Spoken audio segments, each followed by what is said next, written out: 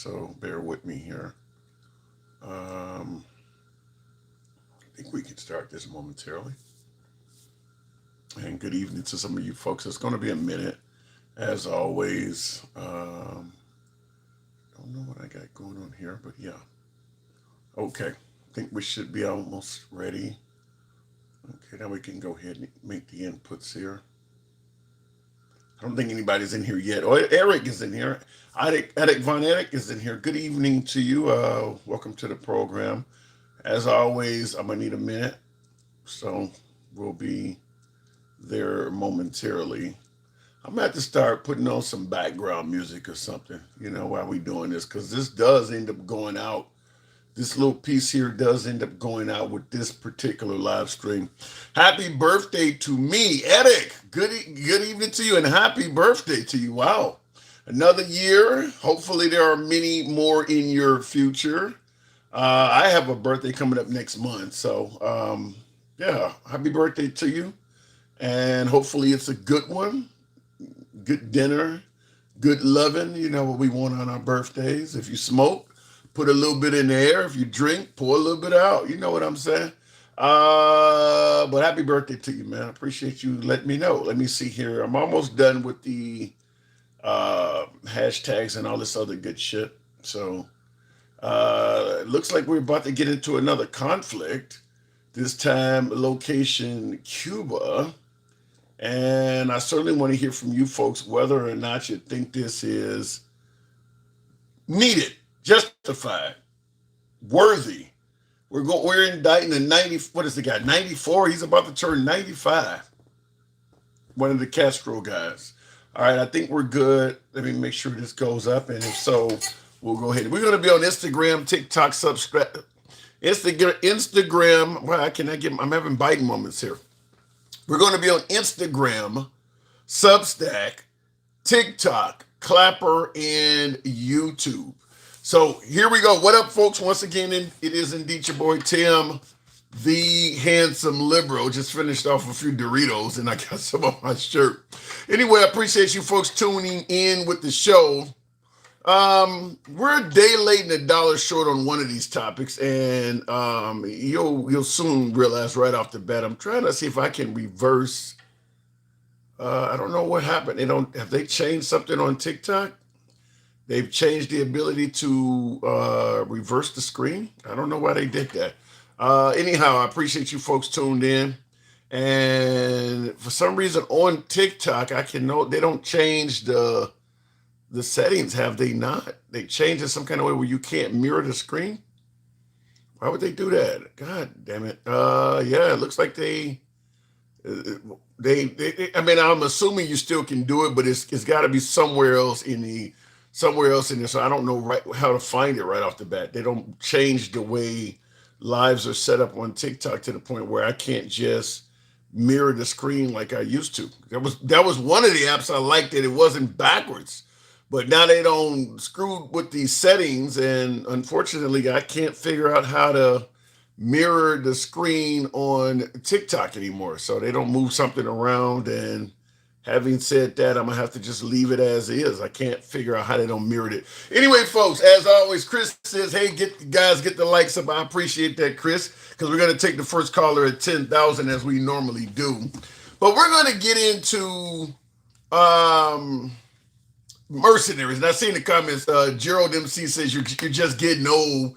Technology has left you. How many of you seen that video on TikTok floating around? I'm getting old, and this guy's rapping over it. Yeah, I'm getting old, but it ain't the technology has left me. They just changed the settings on how it worked, and I'm in the middle of a live broadcast. I can't just figure this shit out. I'm sure I'll have it figured out in a day or two if they still allow you to mirror the screen, but I can't do it in the middle of a live broadcast. Couple of things I want to talk to you folks about before we start getting into the calls and the show and all of that is, first of all, the controversial 1.7, almost $1.8 billion that Trump has settled with the IRS for leaking his tax returns or whatever the case may be. And the money is bad enough, But what makes it worse is the people who may be getting the money, which is why you see my screen is titled Mercenaries. But what makes it worse is not just that he's getting the money, but where he's talking about potentially putting that money. To me, I think that's a bigger story than the money itself. And I want to talk to you about the money itself because that's a huge story in itself. But this is what we're talking about here. And will you commit that none of this money will go to President Trump's campaign donors? I am not committing to anything beyond the settlement agreement itself. When you say campaign donors, that they are not excluded from seeking compensation. Last question. Weaponized. During Police Week, I heard from a number of law enforcement friends who found it appalling that there was the possibility that folks like the Oath Keepers, the Proud Boys who had assaulted Capitol police officers could receive multi-million-dollar payouts from this fund.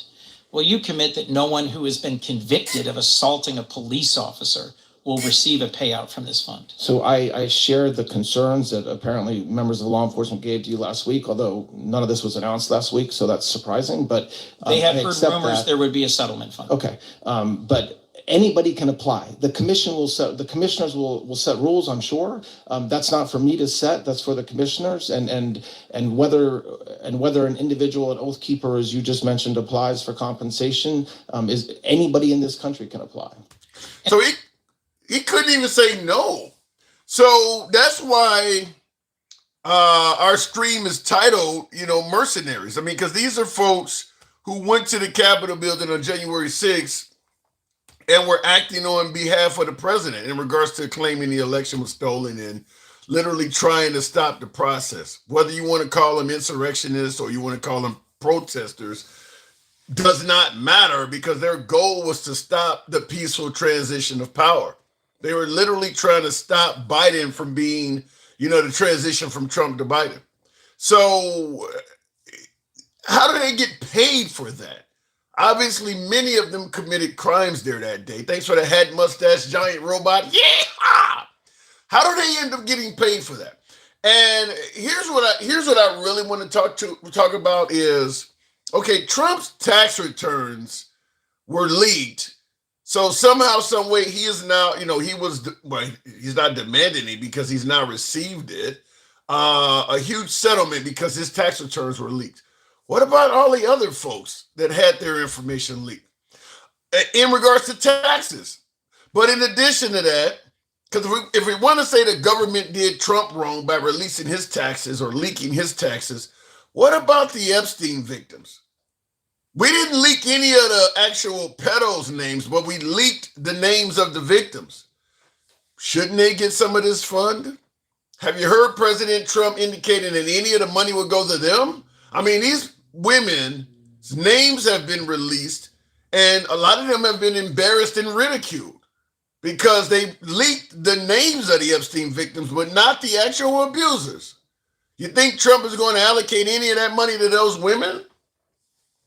We'll talk about that, but I don't know. How do you do what they did on January 6th and somehow, some way be able to get a payout?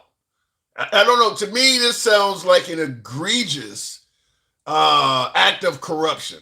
So we're going to certainly talk about that, and I'm sure maybe we'll get a few MAGA that might favor that. I don't know how, but I don't know how these folks could end up cashing in on what they did on January 6th. I mean, literally breaking into the building, scaring the shit out of people, et cetera, and somehow they're going to get money. So I do not understand how that is. In the comments, real quick, before we go into the next topic, Rod is the greatest. They changed the settings in TikTok, so I cannot mirror the screen. I don't know how to do it yet. I'm going to have to figure that out later. I came on live, and right when I went to flip the screen, I just found out they don't changed I don't know how you find it anymore. They don't move things around. It's a whole different setup. So I can't do it like I normally do. So I have to figure that out later. But in the comments, him activated says, this what you voted for. Yeah, unfortunately, this is what we as a country voted for. It's not what individual, it's what we as a country voted for. So we're going to talk about that. But like I said, I don't see how the participants of January 6th should get a payout if the Epstein victims does not. But here's something else I want to say and run by you folks. Trump's taxes were leaked by the IRS when he was in control of the IRS. So that was his IRS leaking documents. So one of his employees, that is your IRS. How do you sue your own IRS? That would be like getting Pam Bondi when she was the DOJ. Now you have, I cannot think of this guy's name that's replaced her, but that would be like getting the DOJ to open up a bullshit case on you or one of your family members so that you could sue the DOJ and cash in on it. That's your administration you're suing. How the hell do you get to do that? Yeah, there's a rogue member in the IRS that might be a Democrat that leaked his taxes or whatever, but that's your IRS. I don't understand how he should be able to even sue to begin with. If it happened under Biden or Obama or something like that, and you could say it was a hit job or something, maybe at best. But it happened under his own presidency. How the hell do you end up getting to sue your own administration for something like that? I don't get that. Snowbird says because you all have been lied to by the mainstream media. I don't know what that has to do with this. He is suing he settled with the IRS for leaking his tax returns, and that happened while he was in control of the IRS. Mainstream media ain't got nothing to do with that. That's just a fact. His taxes were leaked while he was in control of the IRS. How does he get to sue for that? That just reeks of some sort of corruption or whatever. And in regards to who made the appointment, I see in the comments Snowbird said the person was appointed by Obama. That doesn't matter. You're in control now. Fire them. You're in control now. It doesn't matter who they were appointed by. And I'll tell you this, because you're hearing this more and more, particularly under Trump.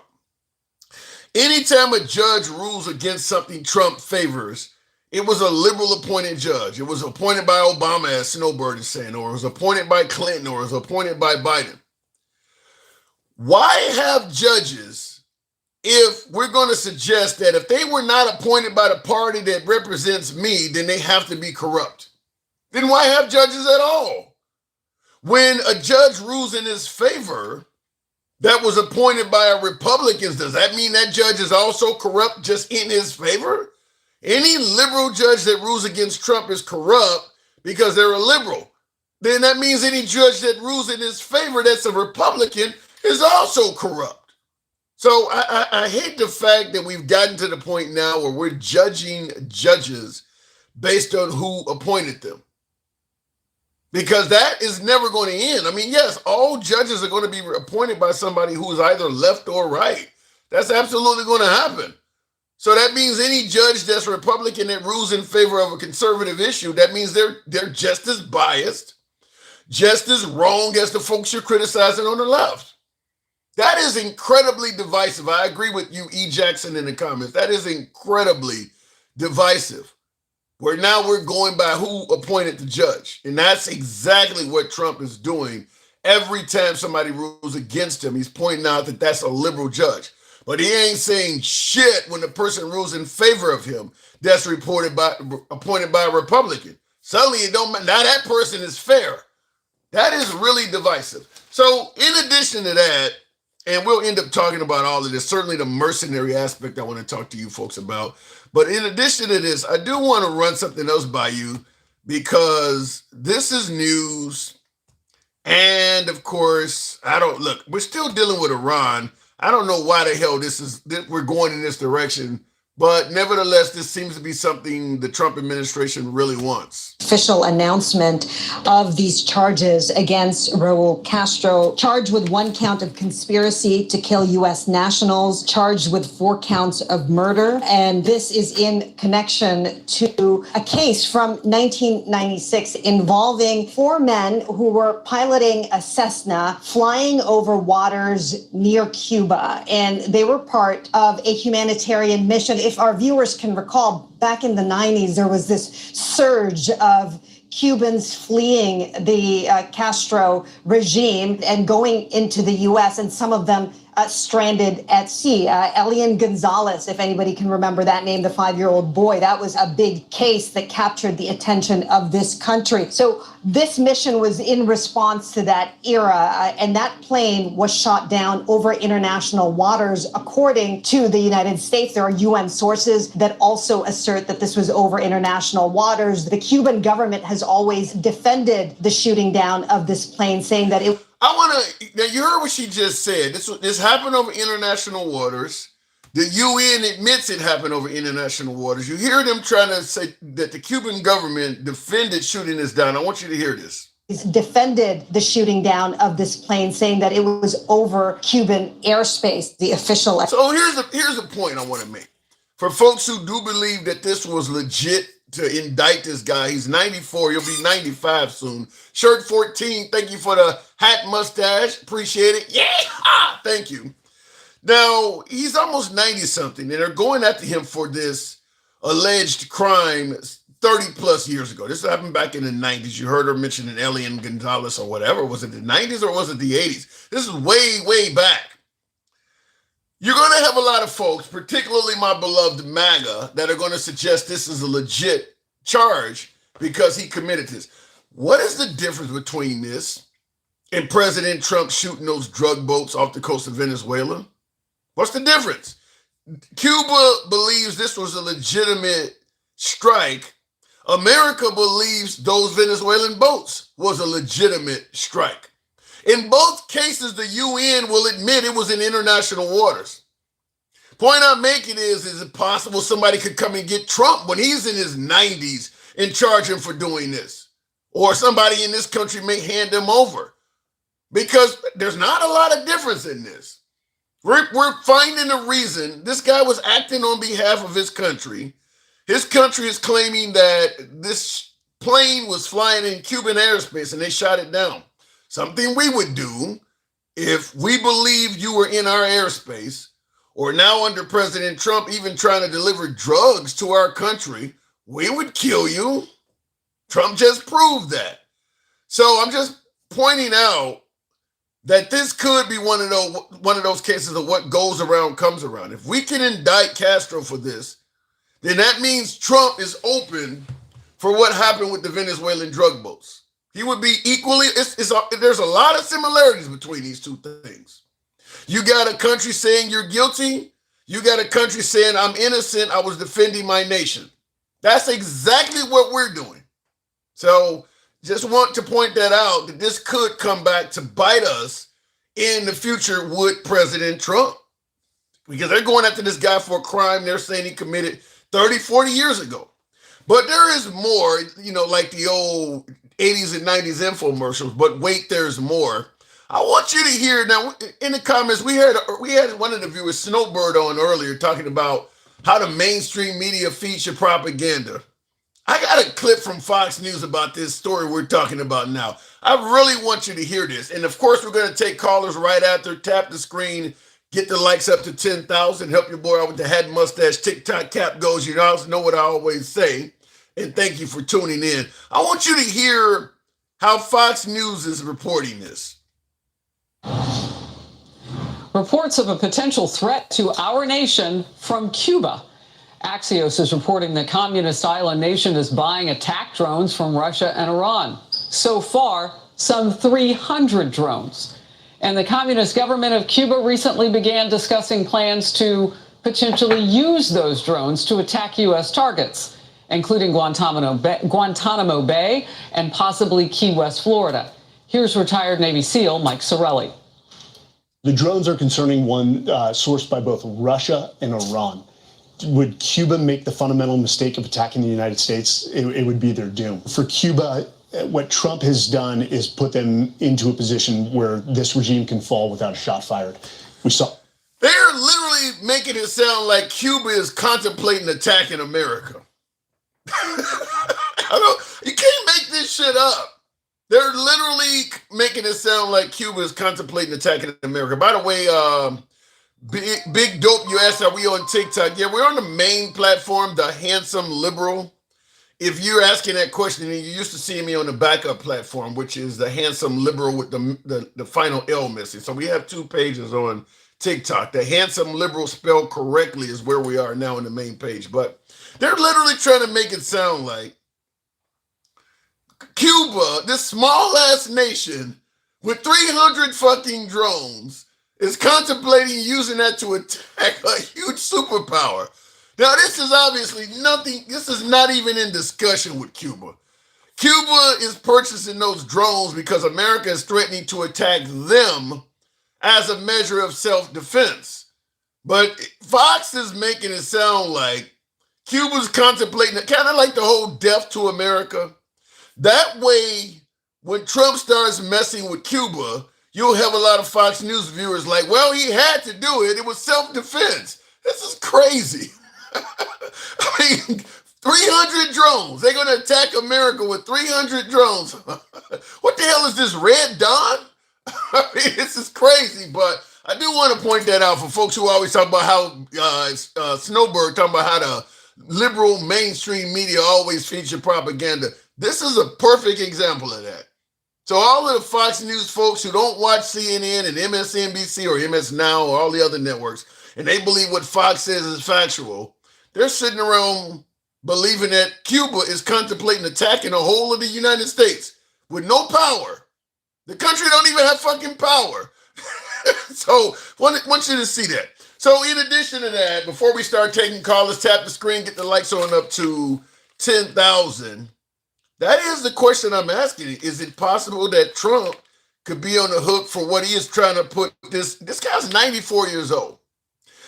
Let me just tell it to you like this. This is not just like with Iran and Venezuela. And all. Venezuela was about drug boats. When reality, it was regime change and taking some oil. Iran, it was about protesters. When in reality, it was about regime change and I suppose stopping him from getting a nuclear bomb. I don't know how that shit, but it was mainly regime change. It was never about protecting protesters or any of that. So now we're talking about Cuba. And the Trump administration is indicating that Cuba is somehow, some way a threat to America's national security. When we got a military base on their island. That makes zero sense. We are already on the island. And somehow, some way, we're supposed to believe that Cuba is a threat to America. But keep in mind, there are folks who do have faith in Trump. They believe Trump is the righteous direction for this great nation. So if he says Cuba's a threat to America, there are going to be people who believe that. And that's where this stuff comes from. They're telling us that Cuba's a threat to America. So anyway, you guys know how the program is ran. I want to talk to you certainly about the mercenary aspect and the idea that it's possible that Proud Boys and Oath Keepers and 3%ers could end up getting a payout. What that means not only for January 6th, but what about in the future? Maybe you got polling places and you're on television saying there's a bunch of folks showing up to this polling place. They're illegals or they have no right to vote. I really wish a few patriots would go over there and make sure things are going right. Well, Trump has already indicated that if you work on behalf of him, you're going to get a pardon and you might get cash. So this is kind of like when the mob boss says, you know, the family would be making a lot more money if, you know, my ex-wife, if she was just out of the way, if she would just disappear, I'm telling you, the family could make a whole lot more money. You're not giving the order officially, but everybody at the table knows what you fucking mean. Everybody at the table knows what you're fucking asking them to do. So just understand that. That's what we could be possibly dealing with here when you're handing out pardons and cash to people who act on your behalf. So you guys know the program is real. We don't block, ban, or censor anybody. This program will remain MAGA friendly despite the criticism we're getting today, but it's good. We're always MAGA friendly. We don't believe in censoring anybody for their speech here. It's all about free speech. You can be critical of anybody on the program, including yours truly. And we don't block, ban, or censor. Our comments go left of Mom Donnie till I'm having dinner with Q. So we'll take the first caller at 10,000. Looking in the comments, you were talking and the room was empty, says Ted Phillips. What do you mean by that? Because the room ain't empty now. What's Cuba going to attack us with sugarcane? Well, they're saying that Cuba has received or purchased 300 drones from Iran and Russia, And I suppose, now listen, Cuba's close enough at 90 miles away from Key West that they could cause some damage to Key West, I suppose. I suppose they could do a little bit of damage. Mainly the damage they would be doing is to Guantanamo Bay. That base is on their island, so there's no way that we could stop what they would be firing at Guantanamo Bay in time. So the troops that are on Guantanamo, that base, just like the bases that surrounded Iran destroyed 13 bases. You're not going to hear that much in the right-wing media, but Iran did retaliate, and they did successfully do some damage, despite the Trump administration making it sound like they virtually didn't do anything but take an ass whipping. They did destroy some stuff. So Cuba would probably be able to do some damage to Guantanamo, but that's about it. Maybe if they're lucky, Key West is 90 miles away. Maybe. That's really about it. So looking in the comments, how did Cuba call for help with no utilities? I don't think it's about calling for help. I think it's on the worldwide stage. People know that they're in the dark. I mean, there are humanitarian groups. Mexico just sent the humanitarian ship to Cuba. The folks are starving to death. I mean, what we're doing to them right now is very much punitive. They're in the dark, so their hospitals and shit, generators, refrigerators are not working. The Hispanic world knows what's being done to them, which is why I completely rebuked the theory that somehow, some way, once Trump gets rid of the Castros, the Cuban people are going to see us as liberators. No, we don't. What we're doing to them right now is not necessary. There's no reason to have them in the dark right now. I don't think they're going to see us as liberators. Looking in the comments, yep, Mexico is helping Cuba, luckily. Yeah, Russia has sent them a ship, I believe. Yeah, there's a few countries helping them. They know what's going on, what we're doing to Cuba. Why do people still support this evil Trump regime, says X? Because the evil Trump regime that you're referring to may be doing things that's favorable to them. Listen, I had a friend of mine who is MAGA. He made it clear that when it comes to the things that, let's say, African Americans are complaining about, systemic racism and stuff like that, his opinion was, it ain't my fight. It's not my fight. So you could have folks that are, in regards to racial issues, this individual may not be racist at all. They're just focused on making sure their family can eat, getting to work every day, and living a decent life. But they will potentially turn a blind eye to racism as long as the candidate is doing things that favors their family. Some people have tunnel vision. It's just about what's going on in their life. Most Americans did not own slaves, yet slavery went on for quite a while because the people were turning a blind eye to it. They were focused on, what can this politician do for me? Slavery has nothing to do with me and my family, which is what people are saying right now. It had nothing to do with it, what happened in the past. They're kind of standing now. Anyway, let me go straight to the box. Are we at 10,000? I wasn't racist until you called me one. Who said that? I'm not going to be able to pronounce the name because I can't see it well enough, but we'll go to the box. We'll make it happen with Sexy Red. Good evening, Sexy Red. Wow, it's programmed worse than I make a whack. I don't know what you're saying there. Sexy Red, good evening. Welcome to the program. So, potential MAGA mercenaries. I gotta say something before we start, okay? Sure. I'm so proud of the black excellence, and I'm so proud of the brown excellence. I've been seeing all my time, my black and brown kids are getting their diplomas, and the young men and women, black and brown, getting their degrees. I'm proud of you. Black and brown excellence all damn day. Well, some folks are going to view that as being somewhat racial. How would you feel if a white person got it? I mean, it's almost sound like you're saying white pride. What the fuck, man? Can we have something? Can we fucking have something without the white man? Can you shut the fuck up on that? Wait a minute. God, Wait a minute. How would you? Yeah. I gotta ask you. How would you respond if somebody got on here? I don't give a damn. They can go rot in hell. I would say black and brown excellence, man. Damn. Is it okay to acknowledge white excellence? No. Why not? I'm not white. Why? Shit. I'm not white, damn That it. ain't what I asked Black you. and brown, damn it. That's not what. And I am. Is it? Shut your ugly ass up. Y'all tired of the fucking night. Is it okay for a white man to acknowledge white excellence? What the fuck is white excellence? I would like to know. It's the same shit you just. Is it storming the Capitol, getting money for being evil? Is it unaliving the people up in the synagogue? Is that white excellence? I would like to know. Well, they ain't all doing that. They're not all white. Well, a lot of them are doing that, and they're crybabies, white tears. I said black and brown excellence, and I'd be damned someone's going to step on it, okay? I've been seeing the babies all up and down, women, single mothers out there praising the black excellence. I said more power to you, baby. Nothing wrong with that, but while you're at it, let's just go ahead and, in the words of President Trump, there's good excellence on both sides, right? Why? There's good excellence on both sides, right? No. Why? No. See, that's why I go off on your puppet-looking ass. Why would you go off on me for that? I swear to God, they be playing tonsils on your throat, man.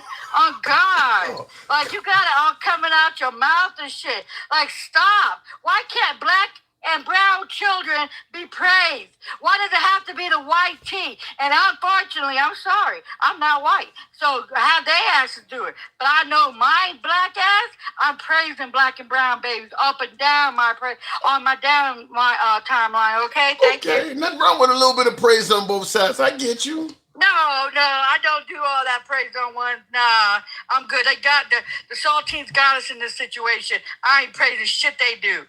What? They're getting money for being fucking evil and beating down popos? If we did it, we would be unalived. You see that, how that shit goes? The white man could go up there, shit in the Capitol, and they get money. But if a black person, we go protest, BLM protesting and be civil, we get pepper sprayed and we get unalived and every damn thing else. How we look at a police wrong, we get unalived. Oh, that's some shit though. Look, I don't totally disagree with you, but I gotta push back slightly and say under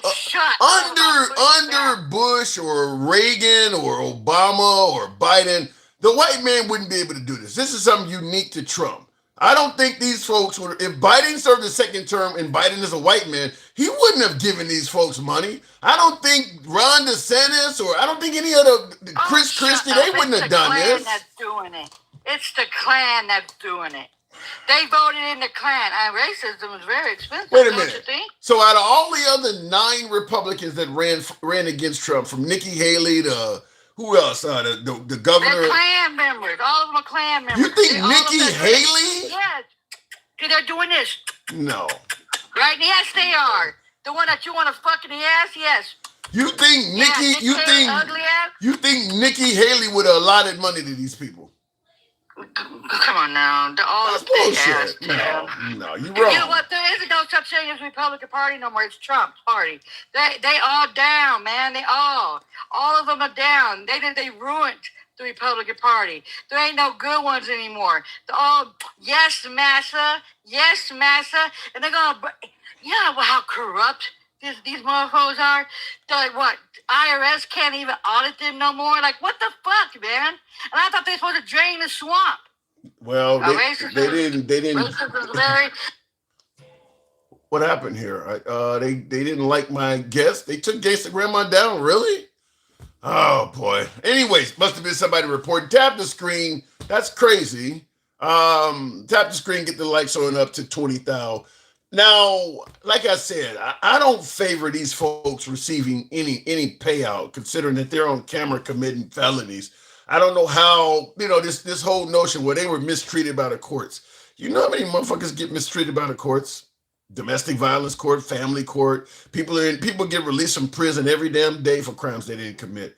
How the hell did these folks who are on camera committing the felonies get released? I don't know how anybody could get behind this other than to say we're going to defend our people even when they're doing wrong. Because this is wrong. I mean, the fact that the folks who actually were rioting on... Now, it's one thing if somebody went to D.C. on January 6th. They didn't even go to the Capitol because, Trump said, go to the Capitol and I'll be with you. So somebody who didn't even go to the Capitol building at all, didn't take the 2-mile walk or whatever it is, and they got arrested and went to prison or something like that, then yeah, I can understand them getting a payout or something like that. But pardoning people that were first of all, there are people who were actively involved in bear spraying cops, beating them with flagpoles and things like that receive pardons, were singing the national anthem with President Trump, and being called patriots. We called Colin Kaepernick a disgrace just because he took a knee during the anthem. These folks could go up to the top of the Capitol building and remove the flag, and they're patriots?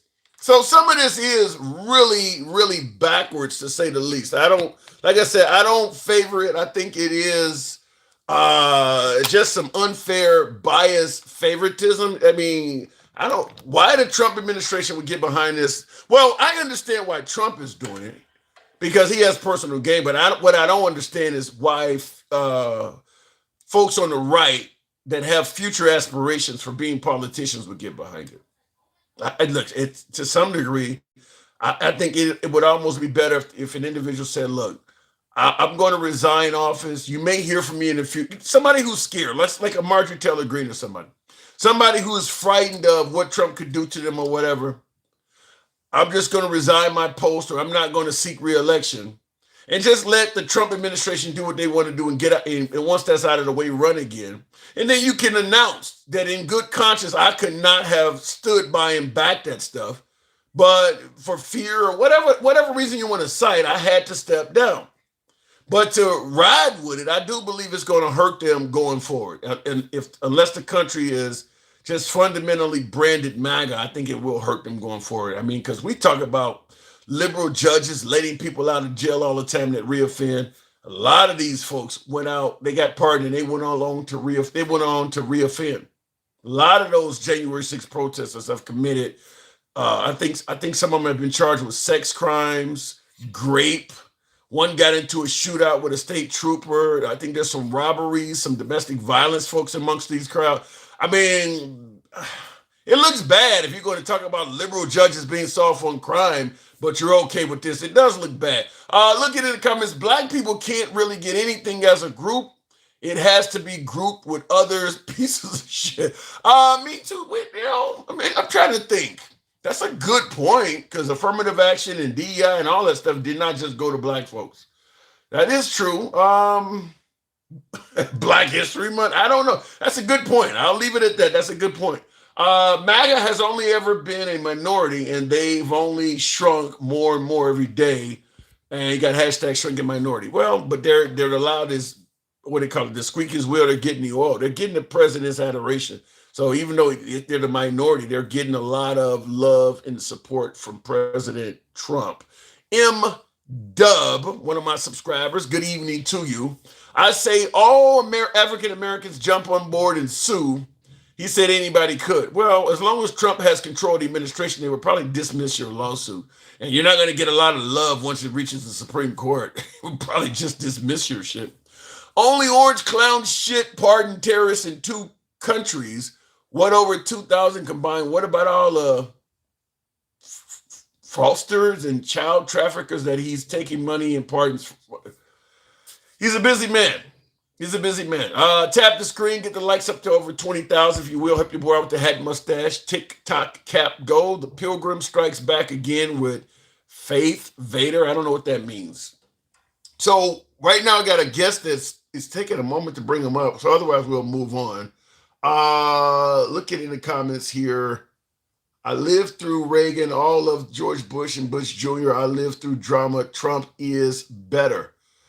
I would like to know in what ways. One of the guests said he lived through them folks, and Trump is better. Because look, you're not the only one that thinks Trump is a great president. Some folks have said he's the best we've ever had. But when you're saying he's better than Reagan, by the way, that's significant. Reagan won 49 states. So the idea that Trump is better, the first question I want to know is, what metrics are you judging him on? What has Trump done that makes him better than all those folks? And then we'll entertain it from there. We'll move on because my last guest did not come up, and we'll go to Sherbert. Good evening, Sherbert. Welcome to the program. So, do you see this? I'm doing good. And I see Packer 59 says the worst president of all time. I don't know if Trump will go down that bad. You don't think he'll go down as the worst president of all time, do you, Sherbert? At least top 5. I mean, he's top 1 for me, but I didn't live through some of the other ones they say were terrible, but the amount of people that are just so completely blinded by this guy tells me that he's one of the worst. Because there's presidents that did great, I don't really like him. He did good for the country, whatever. But if there's people saying, no, he's A+++, fight. Like, Duke. If you got to use that kind of rhetoric, you probably are a fanatic, and then I can't trust you. Yeah, Duke said he was an A+++, and I'm like, wow, gas is $4.50. Too. Yeah, gas is $4.50 a gallon. And you're giving him an A+++, like, and that's what I was saying to this other viewer that's over on Clapper. Like, what has he done to get this high rating? But I don't know about the worst of all time. To me, I think Trump's rhetoric is probably more so what's giving people angst toward him, as opposed to what he's actually doing. If Trump remained silent or professional like most other politicians have, I think a lot of the things that he's taking criticism for, he could probably have gotten away with it. It's the bragging, the boasting, the insulting, what he's done on the internet. I think that's made it a lot worse, because I'm gonna tell you, that war that George W. Bush started, that cost the lives of 6,000 Americans, not to mention tens of thousands with PTSD and all kinds of other ailments. Trump ain't done nothing to equal that. I mean, over 1 million people died in the Middle East. Trump hasn't caught up with that. So to me, George W. Bush is worse than Trump. But it's because Trump boasts and brag. He's posting pictures of people getting killed. I think it's all of that shit. Well, Tim, you're going off of 6,000 soldiers for like 20 years or so? No. Well, yeah, well 6,000 right at the beginning of Bush's term? Well, no, you got a point. But even in 8 years of Bush, I'm sure it was hundreds of them. I mean, it still was hundreds of them and thousands of Iraqis. But Trump also got rid of USAID, first and foremost, because he didn't like other people getting what he wanted. And so we've definitely hurt a lot more people than that initial 4 years or 8 years of Bush starting that war. So, no, he's still hurting more people in a faster time frame. Well, when you say that you don't want kids to have SNAP while the government shut down, and actually having the Supreme Court fight this because you can't let it go, you might be a terrible person. Well, I'm not saying he's a good guy, but yeah, my guess is Bush probably got rid of some programs that did some damage like that too. We just, like I said, because he ain't bragging about it, he's not out in the open. That's where, if Trump had quietly wound down USAID, there would have been liberals complaining about it on left-wing media outlets, but it would probably have not gotten anywhere near as much attention, because everybody don't watch the news and shit. But when you go to the building, you're taking the name down, and it's just the public nature of how he does stuff that draws more attention to it. Well, it definitely didn't help with Elon pulling out the chainsaw, right, and just being a giant douche about it. Yeah, and like I said, that's what it is. It's not just doing something that may be detrimental to people. It's literally appearing as if you're taking pleasure in it. That's what makes it worse. Well, yes. And then within all of this, the most transparent president we've ever had. Are you kidding me? Well, especially within the Doge, they would just set up screenshots and say, hey, look how much we're saving, even though it's usually projects that had already been paid out. And so by cutting it, you've done absolutely nothing. I would because I used to refer to Trump as the most transparent. Now that we know a lot of the things, you just got the evilest laugh, and now that we know a lot of things he says, like you mentioned, Doge, is not accurate.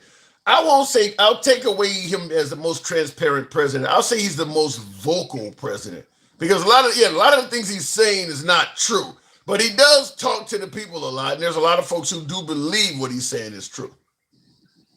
Most of the stuff he says doesn't even make sense. Give me an Specifically, example. They're coming from the jails and the mental institutions, and they're just emptying them out, and they've got nothing now, so they've sent them all to us. with absolutely zero proof. That literally doesn't even make sense how they would do that. Well, They're just paying the coyotes to get entire prisons across. What the fuck are we talking about? well, I was going to say this, but Snowbird7 in the comments said it for me. He said it makes sense to us, and that's the point. Is that for MAGA, the stuff you're claiming that makes no sense, it makes perfect sense to them. They're eating cats and dogs. They believe that stuff. That stuff makes sense to them perfectly. Did it make sense that the windmills were killing the whales? Did he say that? One of those things that just made sense, that the whales hate windmills so much they're beaching themselves? Did that make fucking sense, you dumb... Oh my god. Well, there may be some kind of... Single brain-celled organisms over here. There may be some kind of scientific way you can twist it where the windmill in the... Because some of those are out in the middle of the water. No, you can't, Tim. There is literally zero fucking evidence of this. I've been waiting to hear what the scientists would say because it makes no fucking sense. And then they go, yeah, that literally doesn't do anything. Well, if they're saying windmills kill whales, goddamn. I mean, I understand they kill some birds so they fly into the blades, but how a windmill would kill a whale, I don't know. I guess maybe one of the blades fall off into the water and it stabs a whale at the top or something. I don't know. I don't fucking know. But you know what the Trump is just... Birds aren't real. It's just like with the eating cats and dogs. All it takes is for one crazy person to do it, and then it's okay to brand the whole group with it. So if one whale, let's say something on a windmill, because a lot of them things are out in the ocean. Something on one of the windmills failed, and it fell into the ocean, and it happened to hit a whale on the head or something, and that one died. That's all they need. But no, I don't know how windmills could be killing whales. To be fair, there are very few in the ocean. The majority of them are in the plains and across Texas. Now, Trump is really butthurt about his golf course in Scotland having a bunch of windmills on the coastline. But that's not a super common thing. Most of the time, they're up on mountain peaks and in farmlands. I've never heard him say windmills kill whales, though. Oh, trust me, he fucking said it. You can do that with half a second of searching. Give me something else he said in your opinion that doesn't make sense. Other countries are going to pay the tariffs. If you inject bleach into your veins, it'll get rid of COVID. It'll be gone. He didn't say that. By May. Just once it heats up, it'll just disappear. Well, first of all, he did say put the bleach in there. He didn't. First of all, he asked, "Could you try putting disinfectant to see if?" I mean, he questioned whether he never used the word bleach at all. He said disinfectant, and he was questioning it. He didn't recommend anybody drink or put bleach in their body. So that's a liberal twist. Getting that from the mainstream media, as my MAGA often says. That's not accurate. I watched that man say one of the dumbest things ever, and with complete sincerity, as that lady face palmed as hard as possible. I'm surprised she didn't die from an aneurysm of hitting her face so hard. Yeah, I got another one in the comments. Somebody talked about using a nuclear device to stop a hurricane, to stop a storm. You know, is that really that stupid, though? It ain't advisable for the environment to explode a nuclear bomb off the coast of Florida somewhere. But I tend to think that if you exploded a nuclear bomb in the eye of a storm, it might disrupt the storm. It might actually work. Yeah, except for the EMP that is released, and then will affect. Yeah, it would be terrible for the environment. How far that goes? I think it's like 50 miles, and we're usually dealing with hurricanes that have already landed. Yeah. So unless we're saying we're going to do so much better than we ever have in the past and get it done over the water, which then has its own sets of problems all over the place. It's just a really dumb fucking idea, Tim. And every idea he has is pretty fucking dumb, specifically the tariffs. Yeah. And yet that was God's gift to mankind through Trump. And we've just pissed off the whole world. Here's my explanation for Trump. I kind of understand it. I agree with you. It's not going to turn out well, but I do understand. I think the Trump administration and MAGA to some degree see us as so superior compared to other nations that I don't think they even contemplate that these nations have retaliatory methods. Like, yeah, they don't have the military we have, or they don't have the GDP we have, but they do have some options. You're not just going to steamroll over them without some type of backlash. Like the Trump administration never anticipated retaliation for tariffs. Like these people do have some options. They can do business elsewhere. There's some things we need them for. I mean, there's other options they have, and they just thought I could just impose tariffs, and they have because they can't do nothing about it. They just got to pay it like a bully aspect. You just think that you are so powerful over this person that you can bully them and there's not much they can do other than submit. I believe that's kind of how Trump looked at this. Yeah, and if you use his negotiating skills from Art of the Deal, things are never going to go right. And yet, for some reason, people are giving him the A++, even though I've never seen a deal that was particularly good unless it was a hotel. Every other deal I've ever seen or heard of has either gone bankrupt or had a lawsuit because it was fraud. You know, you raise a good point. You know, because we did, I say we, us Americans, we elected Trump because many of us thought we needed a good businessman to run the country. And your point is well taken because he was the one who published or wrote The Art of the Deal. I don't know of many great deals. He's been a president now almost 6 years, and I'm not aware of any great deals he's made. Most of his accomplishments have been through bullying. We're just going to do shit this way, and you have no choice. That's not making a deal. I'm not aware of any great deals he's made. There was one.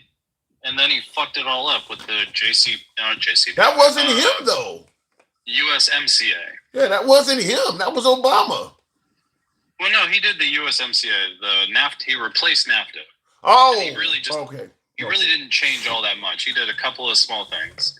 And cool, he actually did a trade deal. He did a comprehensive thing versus you, 20%. He's like, all right, we've got things on milk and yogurt and all the bullshit things that MAGA misrepresented about Canadian milk tariffs, but at least they were in there. At least there was a policy to discuss versus executive order, I'm God now.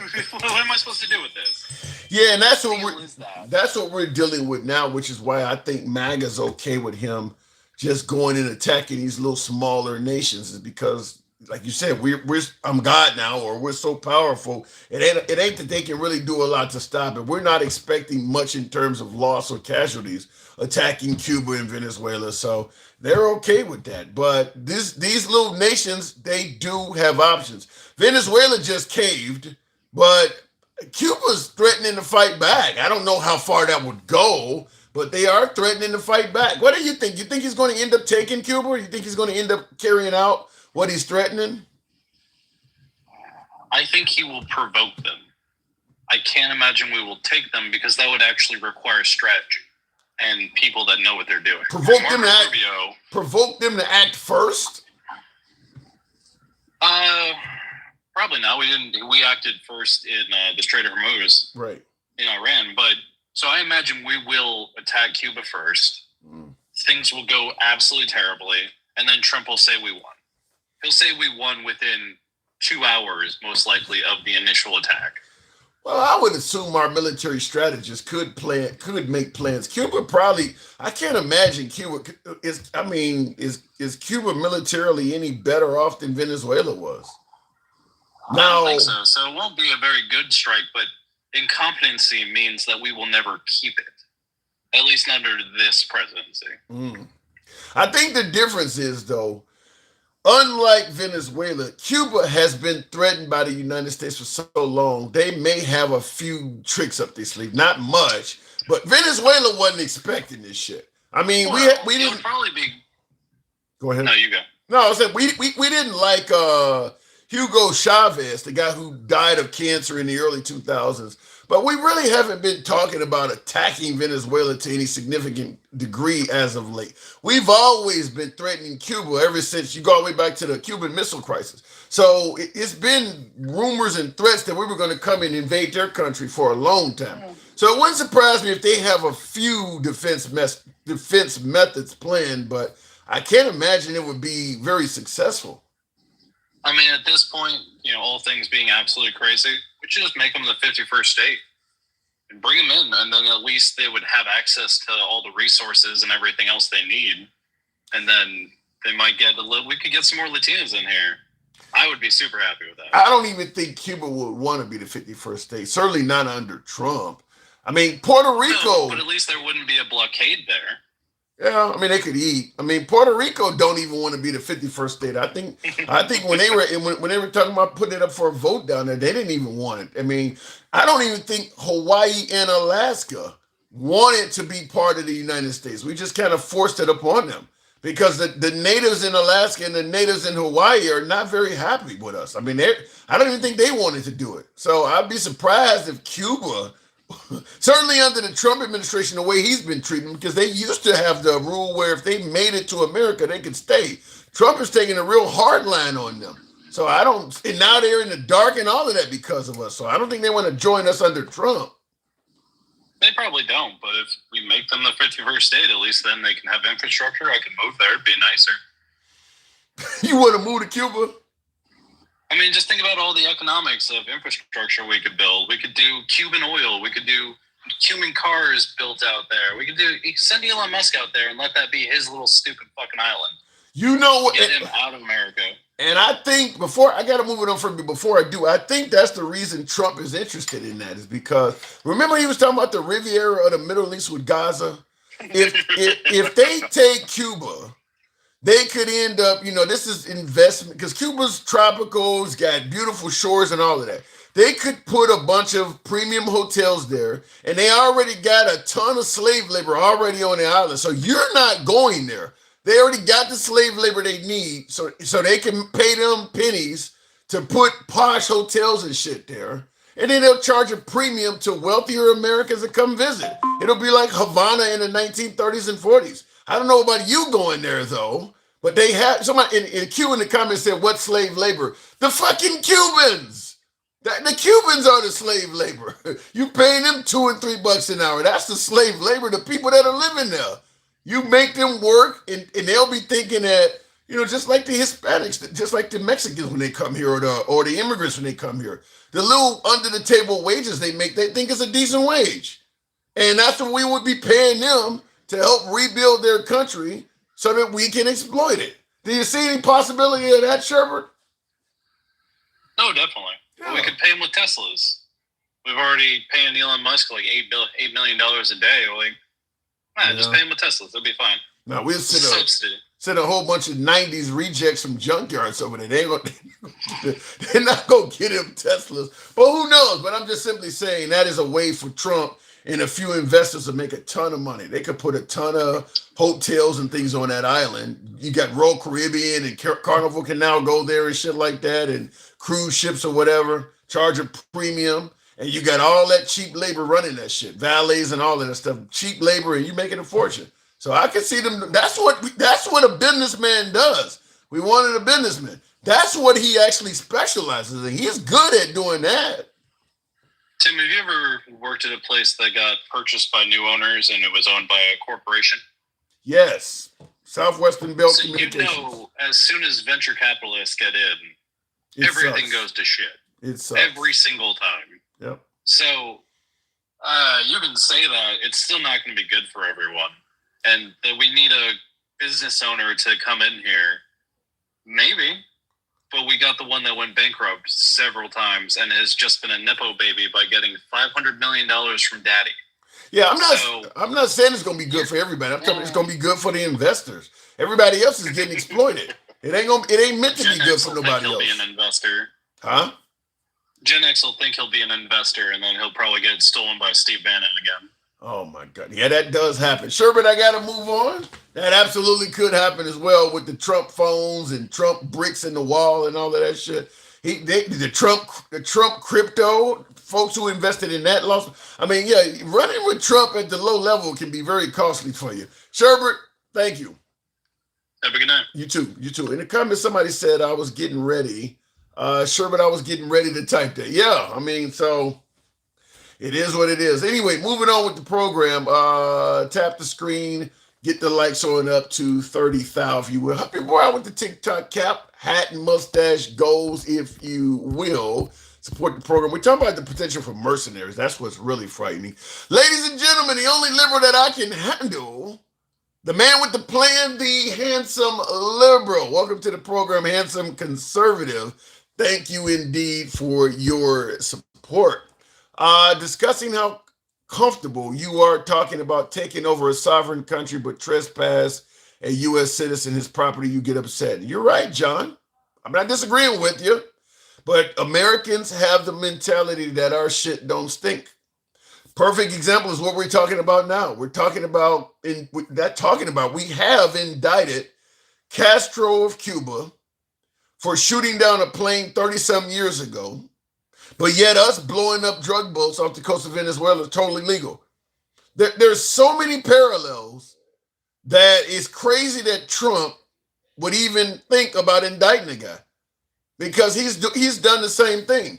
In the comments, somebody said it's not making America great. It could be if they would share the money. Some of the things Trump is doing could potentially make America great again. If they were, they're not sharing the money. That's the problem. Is that a few of them are getting really, really wealthy and they're not passing the money on. I mean, Trump has gotten a lot of lavish items and things like that. And they're just keeping the money. So what they're doing is they're creating a bigger divide between the wealthy and the people at the bottom. Black people worked for free on the plantation. What the fuck you talking about? Slaves. Hilarious. Well, I'm talking about facts.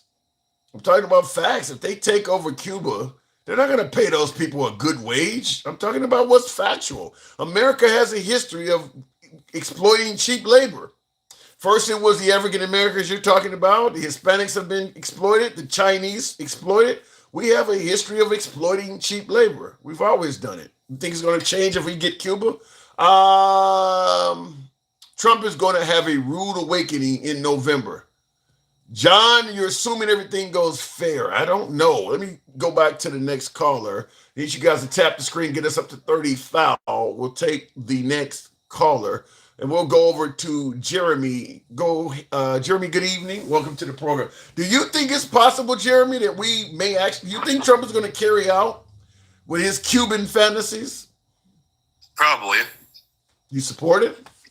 Thank you, Mr. Mobetti. Not really. Not really. That sounds like you may be partially in favor of it.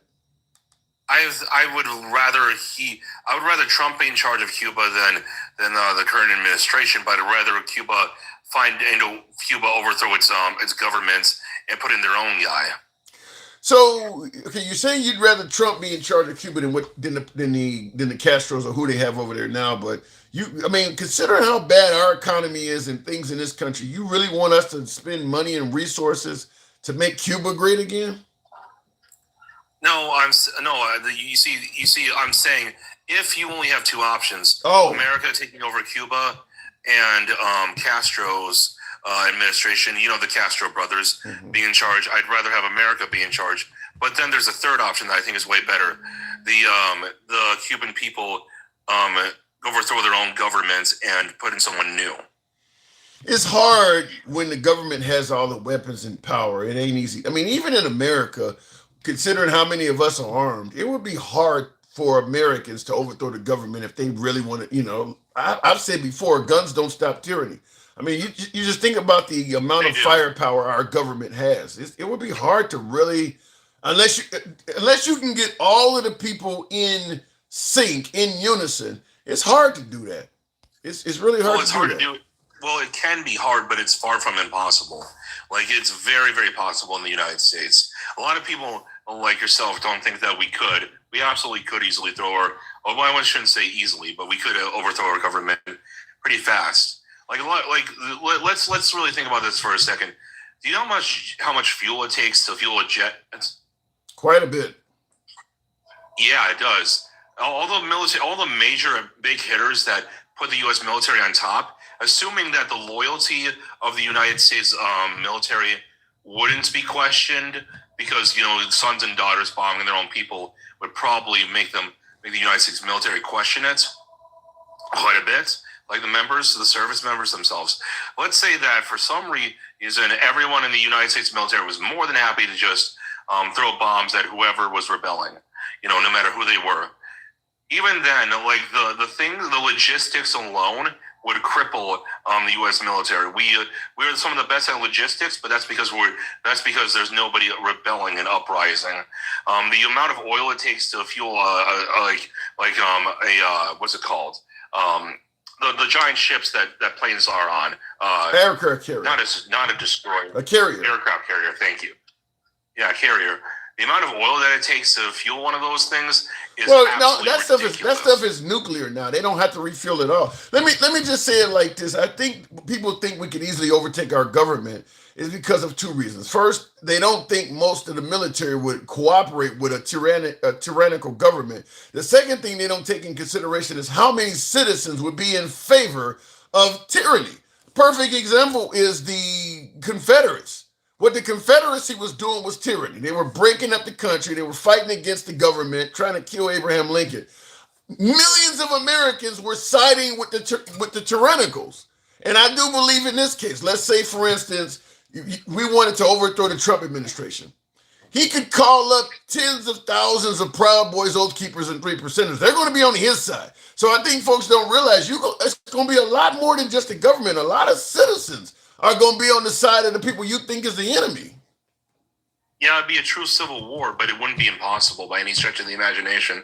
And people forget this. Weapons are not as hard to build as you think. They're not.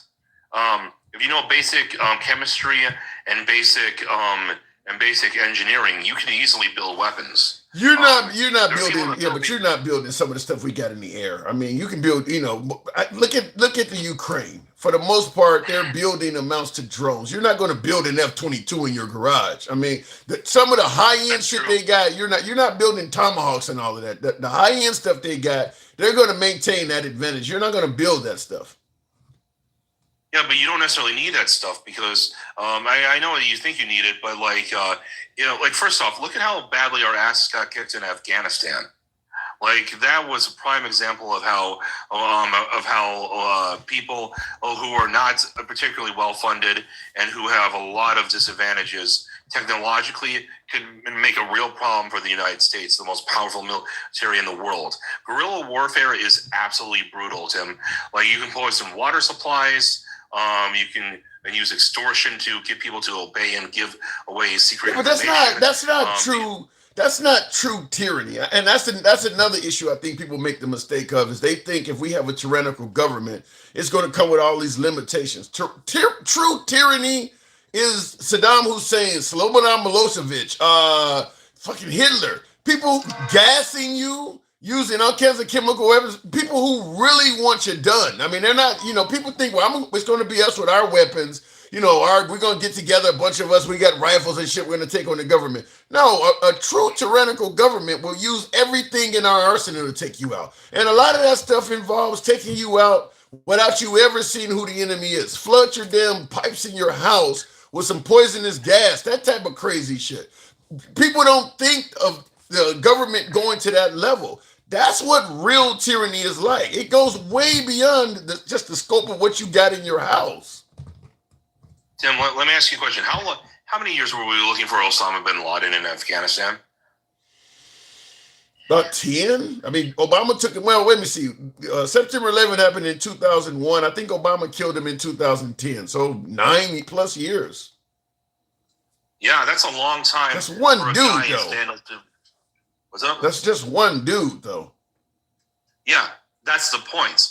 One dude was able to hide from the greatest military the world has ever seen, the most powerful, the most wealthy, the most advanced military ever, just under a decade. Just under a decade. After masterminding one of the worst atrocities that has ever been committed against the United States outside of Pearl Harbor.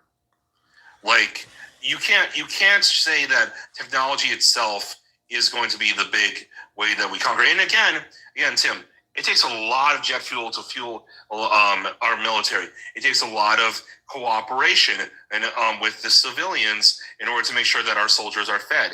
It takes a lot of cooperation with civilians and to make sure that all the tech that they get is up to date. Hell, think about all the people who could sabotage Lockheed Martin, Halliburton, and Raytheon. I don't know if you realize how far technology has advanced. Here, the point I'm making is this: we're already at a stage where they could now put a couple drones over your neighborhood.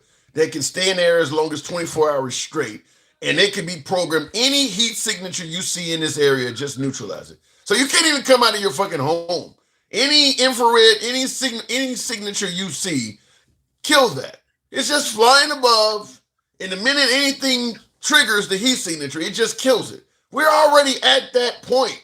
You're not going to defeat that. I mean, our government has technology and weapons that can do that. So I don't see how you would be able to stop it. Tim, unless you're talking about a Spectre gunship, which would take a lot of No, a Reaper drone can stay in the air for quite a bit. It can just simply doing circles and with a scanning camera. And the minute you see something, kill it. I mean, no, you don't need what you're talking about. They got stuff they can do this now.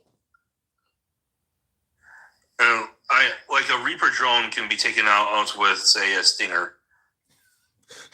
If you're taking out one, the other one is taking you out. Yeah, but like think about it. If you have a bunch of enemies that are all willing to shoot it down, that gets a lot harder. And here's what you also don't want, Tim. This is assuming that this is just Americans using their own resources, which, by the way, there would be plenty of engineers and aerospace engineers willing to create like anti-aircraft weaponry for civilians that were rebelling, because they have those kind of engineers that exist in like who are just regular civilians. If it's just the U.S. government versus just civilians, that's but it's not going to be like that. Yeah, it's not going. I mean, just like Trump with the funding he's paying these folks. I mean, if there is some kind of tyranny going on, the government is going to find ways to get snitches and allies from, just like, okay, like let's say the KKK or whatever. They found ways to infiltrate that, pay off people, and deal with that organization. The same thing, if you're going against the government, they're going to have folks that infiltrate your organization that are willing to help them do whatever they need to do. I mean, they got tons of money, too, in addition to weapons. They have tons of money and finances as well. Yeah, what about foreign governments funding and giving weapons to Americans rebelling in the United States? Yeah. We already did it in Afghanistan to defeat the Soviets. What makes you think that the Russians and the Chinese any adversarial government that doesn't like us wouldn't be giving us tech to overthrow our own government? User said, so you keep a Stinger in your garage. That's a good point. FBI, no, I do not. That's a good point. How you gonna get that stuff? You keep a Stinger in your garage. Anyway, all right, fair enough. We'll move on. So what about the notion that this payout that Trump is receiving, by the way, from his own IRS?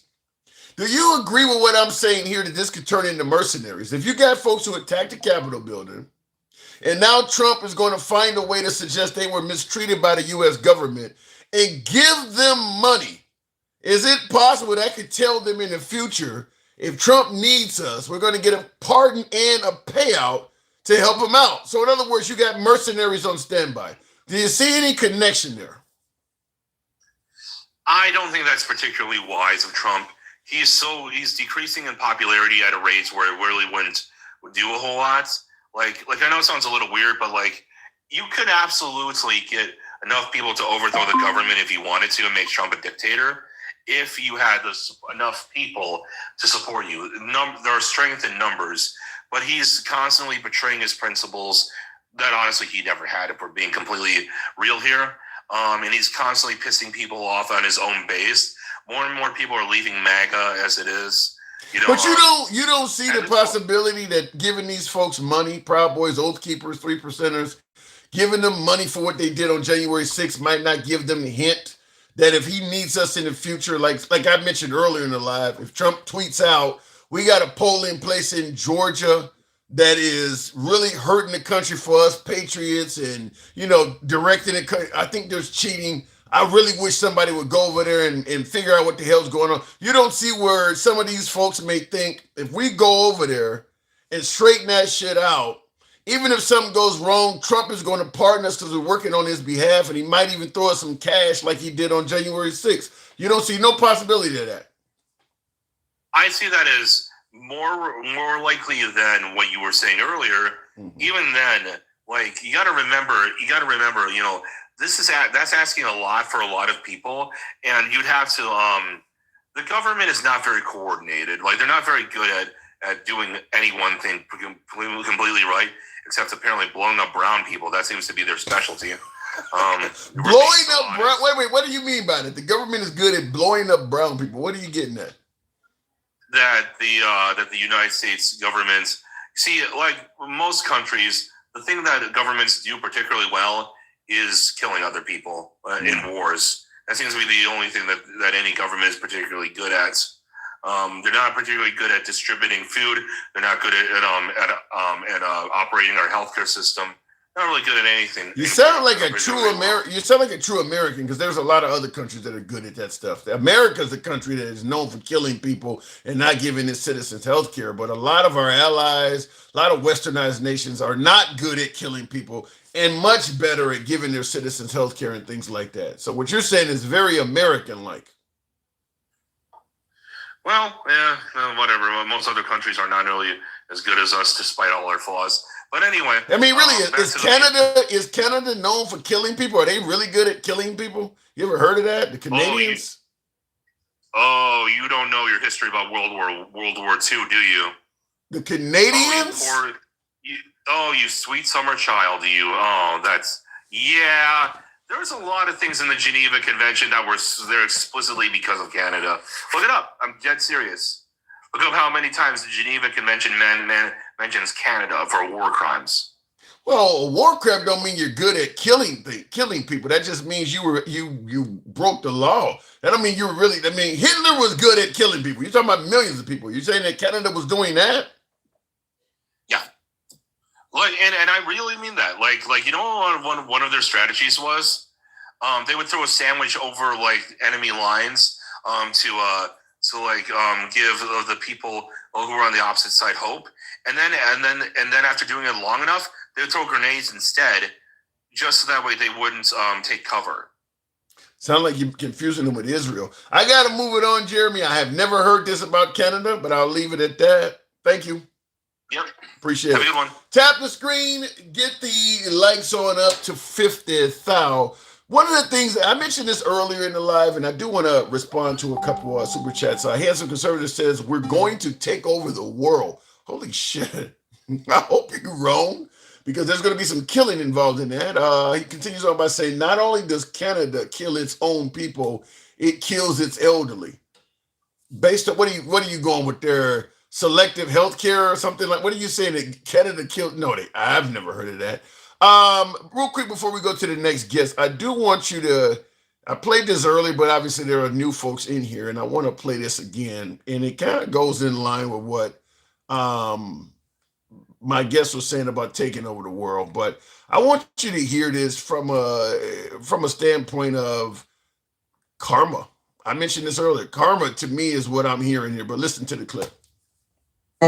Of these charges against Raul Castro, charged with 1 count of conspiracy to kill U.S. nationals, charged with 4 counts of murder. And this is in connection to a case from 1996 involving 4 men who were piloting a Cessna flying over waters near Cuba. And they were part of a humanitarian mission. If our viewers can recall, back in the 90s, there was this surge of Cubans fleeing the Castro regime and going into the U.S., and some of them stranded at sea. Elian Gonzalez, if anybody can remember that name, the 5-year-old boy, that was a big case that captured the attention of this country. So you hear her saying it's going back all the way to the Elian Gonzalez era. So this is well over 30 years ago. Now, you heard her say Cuba shot down a Cessna. So that's a small, like, family plane. The death toll was 4. 4 people died. 3 of them were Americans. And they're going after Castro because they're saying he ordered this strike. Now the Cuban government, the Castros, claim that this plane was flying over Cuban airspace. So they shot down a plane that they're suggesting was violating their airspace. And I'm bringing this up because we're indicting this man for a crime he committed, allegedly, 30 plus years ago in regards to shooting what he thought was a threat to his own airspace. Right or wrong, that's what he's claiming. We're claiming it was outright murder. I made the connection in the beginning of the live. What's the difference between what we're accusing him of and Trump bombing those drug boats? They believe that the Cessna flying over Cuba was a threat to their country. Whether it was in Cuban airspace or not is disputed. I think the UN, the United Nations, says it was in international waters. Well, the United Nations also says the drug boats we blew up were in international waters as well. Yet we claim that those boats were a threat to this country, that they were bringing drugs to this country. They believe this was a threat to their country. The point I'm making is what we're indicting him on, President Trump qualifies. President Trump is pretty much guilty of the exact same thing, ordering a controversial strike that resulted in loss of life that we're claiming the Castros did. Opening himself up, maybe in the future, for somebody to indict him. Now, he's an American, talking about President Trump, so I don't know how likely it is America would hand him over, but he's pissed off enough liberals that if we did get a liberal government there, God knows who knows. I mean, he's pissed off enough liberals that if you get a real strong liberal government in there, they may hand him over. But I'm just simply saying, the Castros took down a plane in international airspace. We blew up boats in international waters. They claimed the plane was a threat to their nation. We claim the boats were a threat to our nation. The similarities are there all over the place. I don't know why he would indict this guy and expose himself to the same thing. I just don't. Other than he thinks he'll get away with it. So we'll look at it. We'll leave it at that. But in addition to that, before I go to the next guest and get us up to 50,000, tap the screen, help us out with the hat, mustache, TikTok cap goals, if you will. Show the program some love. I played this one earlier too, but like I said, new folks in here. I want to show you how propaganda is done. Because folks often claim about how the mainstream media, the liberal media flip shit. This is Fox News in regards to this same discussion we're having now. Reports of a potential threat to our nation from Cuba. Axios is reporting the communist island nation is buying attack drones from Russia and Iran. So far, some 300 drones. And the communist government of Cuba recently began discussing plans to potentially use those drones to attack U.S. targets, including Guantanamo Bay and possibly Key West, Florida. Here's retired. And then she goes on and talks to a Navy SEAL about this, but you see the map there. They're trying to tell their viewers that Cuba is thinking about potentially attacking America, a preemptive strike on maybe Guantanamo, the Naval Air Force Base, or even Key West. This small nation that she admits has just received 300 drones are going to take on a juggernaut like the United States. There's no way in hell Cuba's thinking about attacking the United States. But for Fox viewers who are not likely to watch CNN or MS Now or even at some of the mainstream networks to counter this, you're going to have Fox viewers easily convinced that Trump needs to do this because Cuba was threatening to attack us. This is crazy. Cuba, and the Trump administration is already saying that Cuba poses a national security risk to America. We are at no threat whatsoever from the nation of Cuba. But this is how you're able to get the backing of American citizens to attack countries, by stuff like this.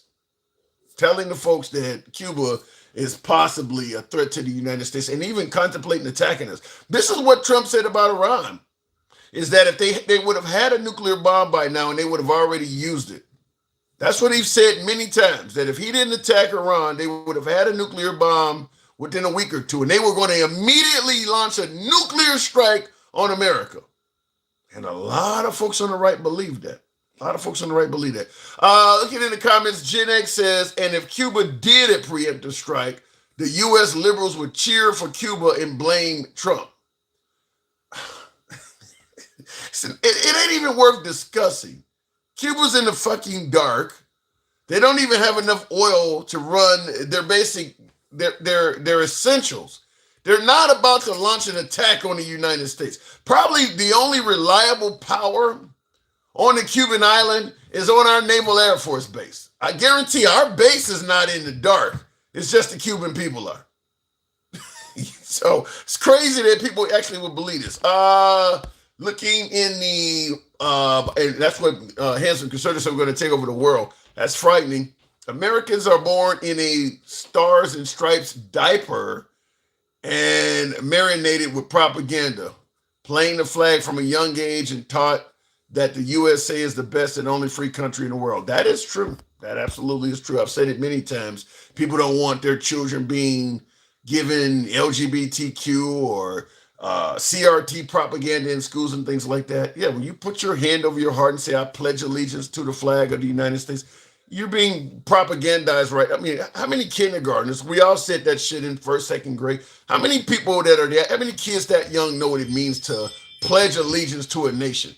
Yeah, you're feeding them propaganda. You're doing it, you're actually doing it to them at a young age.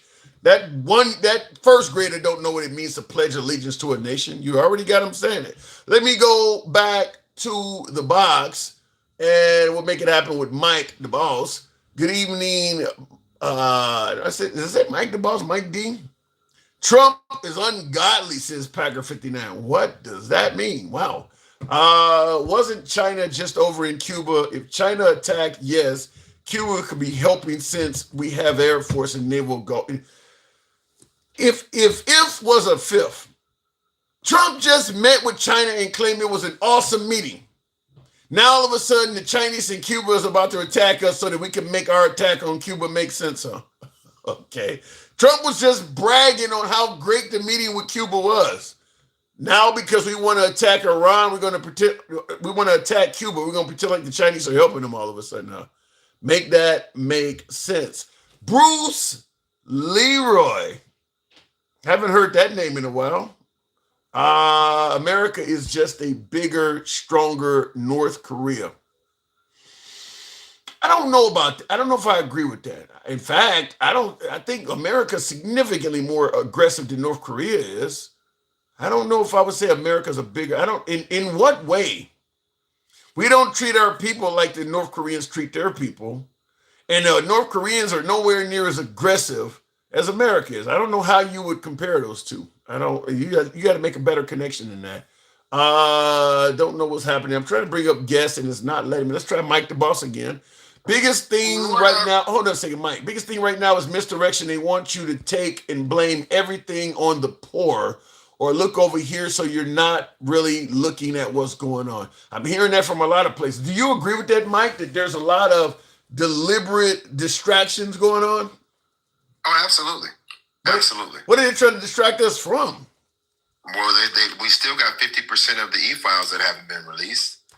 They still don't want people to pay attention to the fact that the big beautiful bill is kicking in and people are losing coverage, people are losing services. I mean, that's actually a real thing that's happening.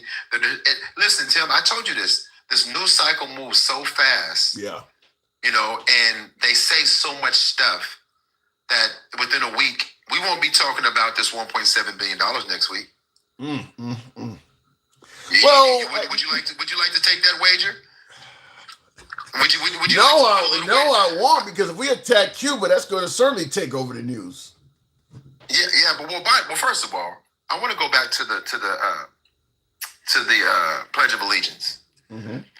This country's never lived up to that pledge, ever. Explain. Because when you say with the liberty and justice for all, and if you read the definition to liberty.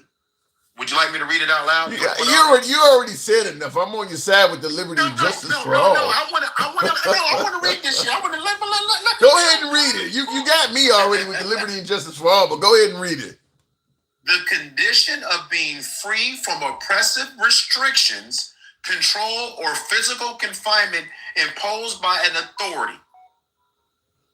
We've never been free of that. No.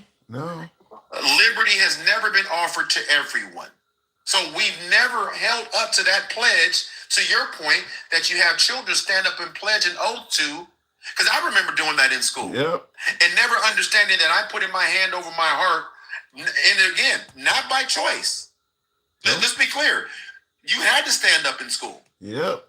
Back in them days, you And definitely take did. the pledge to a nation that a nation never held up their own pledge to you. Yeah, back in them days, you would have gotten in trouble. Nowadays, you got kids sitting during the anthem and shit like that. But back in our day, yeah, you had to stand up for that. Yeah. And so that is, anyway, real quick. Tap the screen, share the live. Let's get Tim up to 75,000 before I go. Appreciate that. Let's get him up to 75,000. Let's hit his live goal. Let's if we get to half, I'll match whatever everybody donates. Because we gotta make sure that a brother's getting paid for his time. Shit.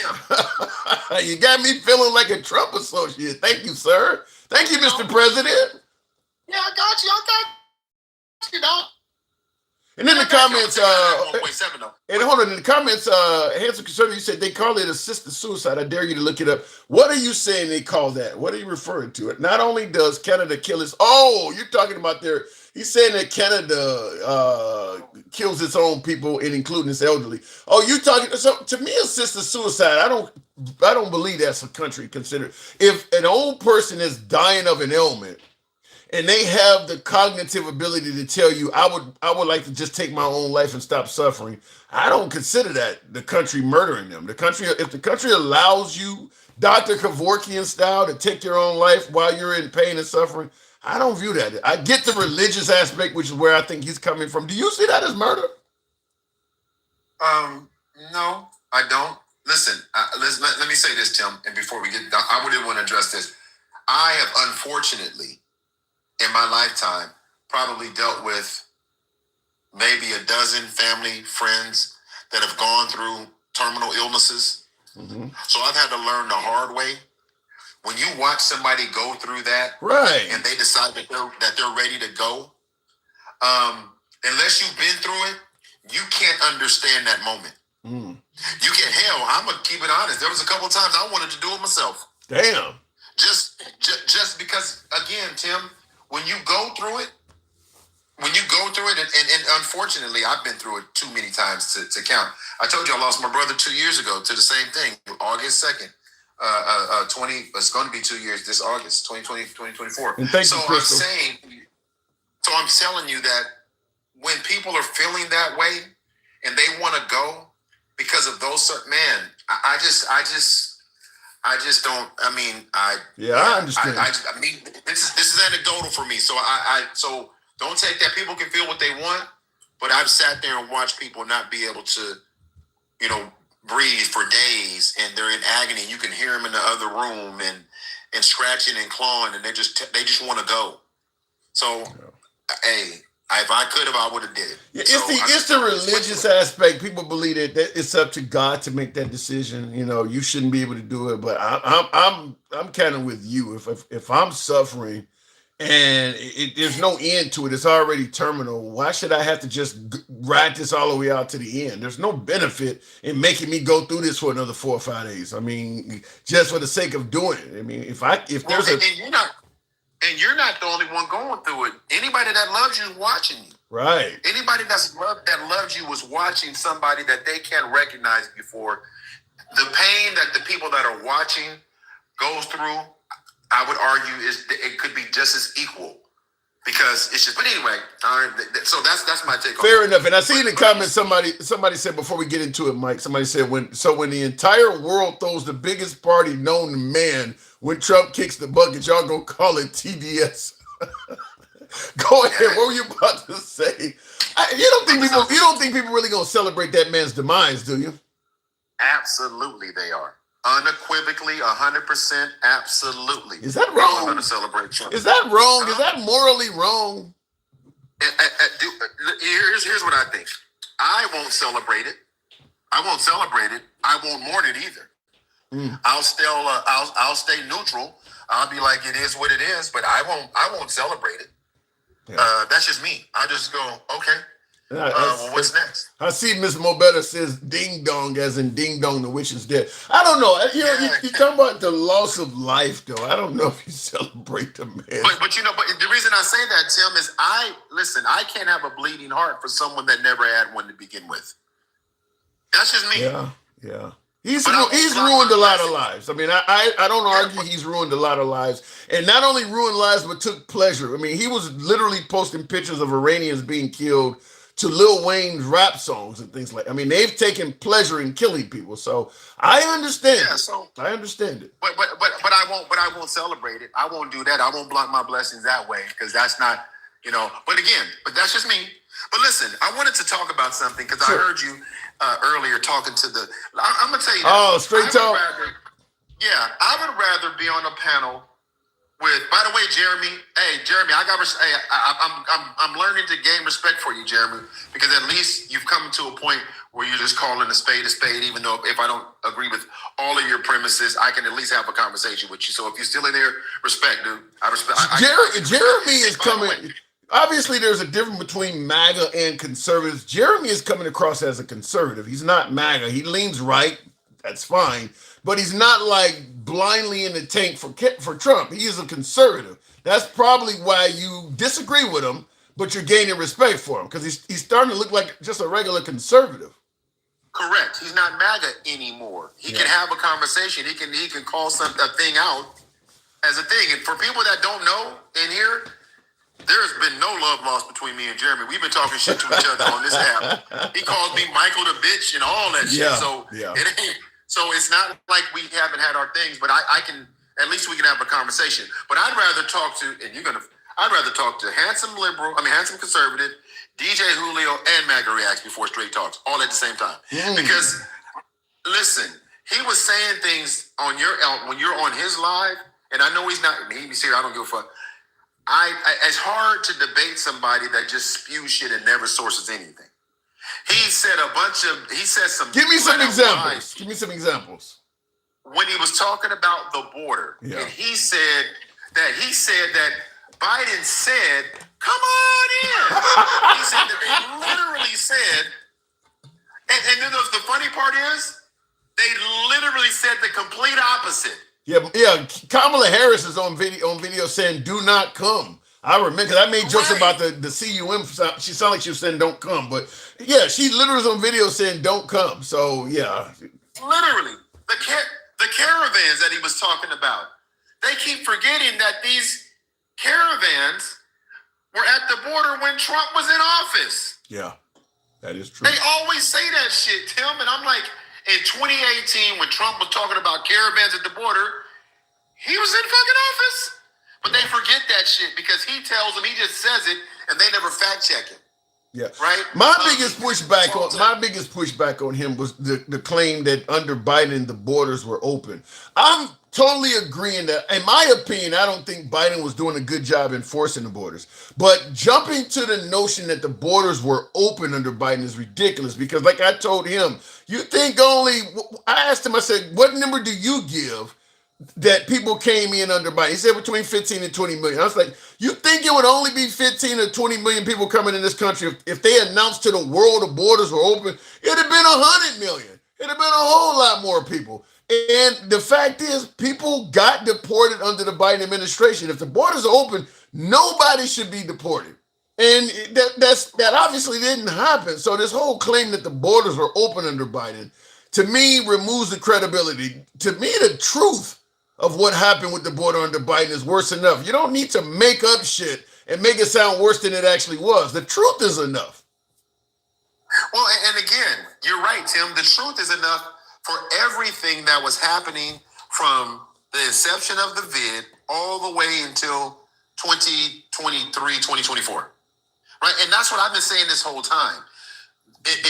The way that Donald Trump handled it from the beginning and what Biden had to handle once he got it.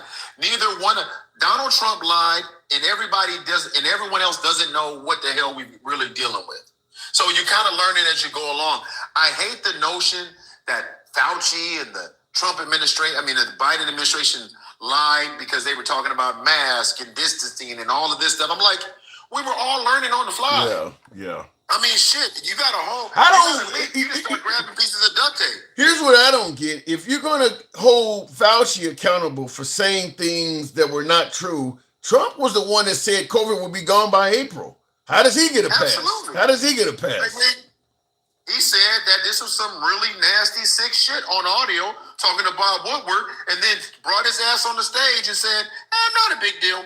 Yeah. He did do that. Yeah. And so anyway, I didn't want to stay too long on that, but it drives me crazy that people on this app like Straight Talk who believe I don't believe that he believes that shit. I believe that he's tied into propaganda because he never, ever debates anybody and pulls up facts. Never.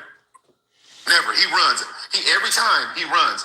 I joined the queue just to see if he'll bring me up. I know he's not bringing me up. I already know he's not bringing me up. Because I'm like the IRS to him. I'm looking for receipts. And speaking of the IRS, that's something that, and my phone overheated. That's how I ended up dropping out. I didn't drop out intentionally. I was in the car with him, and the hot sun comes through the window, and my phone kicked me off. It said overheating. But one of the things I don't get in regards to this actual story here about the potentially the January 6th participants and all of these folks getting money because Trump's taxes were released, which is what's leading to him getting this huge settlement. How does he end up settling when it was his own IRS that had to leak? It's not like his taxes got leaked under Biden or Obama. He was in charge when this happened. Because they set it up. This is collusion, you guys. So if you want to know what collusion or the definition of collusion, you can't be engaged on both sides of the argument or both sides of the event where you create a claim and then you gain from said claim, right? Like you cannot do that. This is corruption and collusion at its finest. Now, for all of you MAGAs out there, before you say something, please don't put anything in the comments before I say this, else you're going to look like a dummy. All I want you to do is take Trump out of this agreement and insert Biden and insert BLM and then ask yourself, are you okay with Biden having a slush fund where he's going to pay BLM supporters that were arrested? And he's going to say, don't look at any of my taxes or Hunter's taxes or my businesses ever, and tell me you're okay with it. Now, that's the question you need to ask when they come up, Tim. The only answer they could possibly have, the party of waste, fraud, and abuse, the only answer they could have is absolutely fucking not. Just switch the parties in this, because what we're watching, people, he is going to create, I agree with you 100%, Tim. Those people are already loyal to him. Now he's going to give them money. And I want you to understand, in my opinion, that 1.76 billion was not an arbitrary number. They have already done calculations on who they're going to pay and how much they're going to pay. Because why stop at 1.76, Tim? Here's what I also don't get, though. Okay, if Trump's taxes were leaked, and that alone is worth a $1.8 billion payout. A lot of these Epstein victims, they didn't leak any of the abusers. They leaked the names of the abused. Why don't they get a payout? These women were embarrassed. Their information is out there. I think, did they leak any nude pictures of any? I mean, they leaked a lot of shit on the girls that got abused. How the hell does MAGA patriots or whatever you want to call them on January 6th get a payout, and the girls that were victimized by this shit does not? How does that even work? Because they don't care about these women, Tim. I already told you, this country does not care about, they care about the elite. They don't care about women. They don't care about children, because the e-files are about women and children. Because those children are now grown. Yeah. And so you didn't care about them then, and you don't care about them now, and you want to say, and then for Mike Johnson to get on TV and say that their $174,000 salary isn't enough to live on, so they need to be able to make trades and stock trades. You did see that, right? Yeah, I saw it. The stock trade thing, though, because Nancy Pelosi's husband was so deeply involved in it. I don't know how the president shouldn't be trading stocks based on policies he's making, but I mean, look, that's been happening. That is a both sides issue. So if you're going to go after Trump for that, and I think the liberals, hold on, let me say this before you go.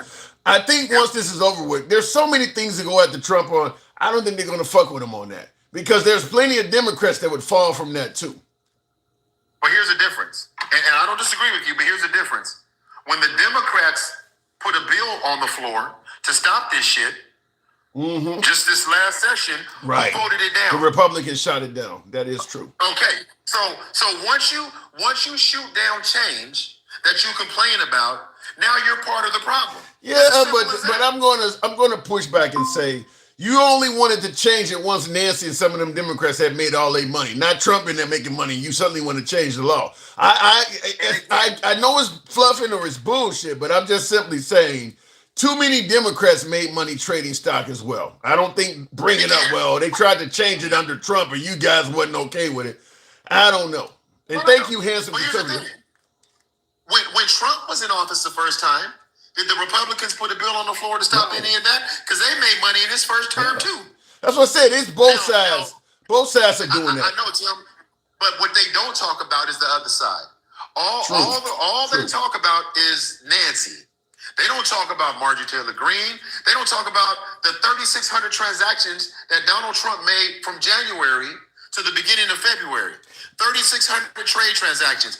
All the deals he's making, he's got a backdoor stock options on all of that shit.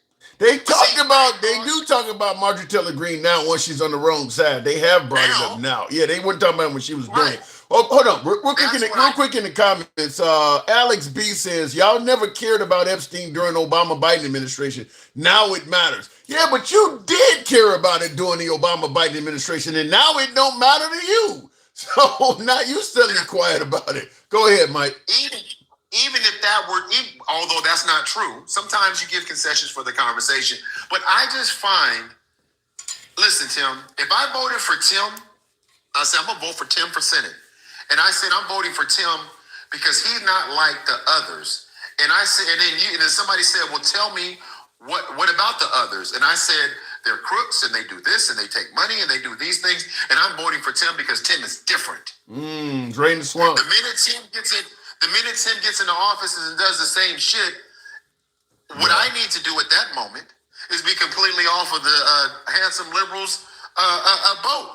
Because he is not who I thought he was. Well, see, we have to make the. They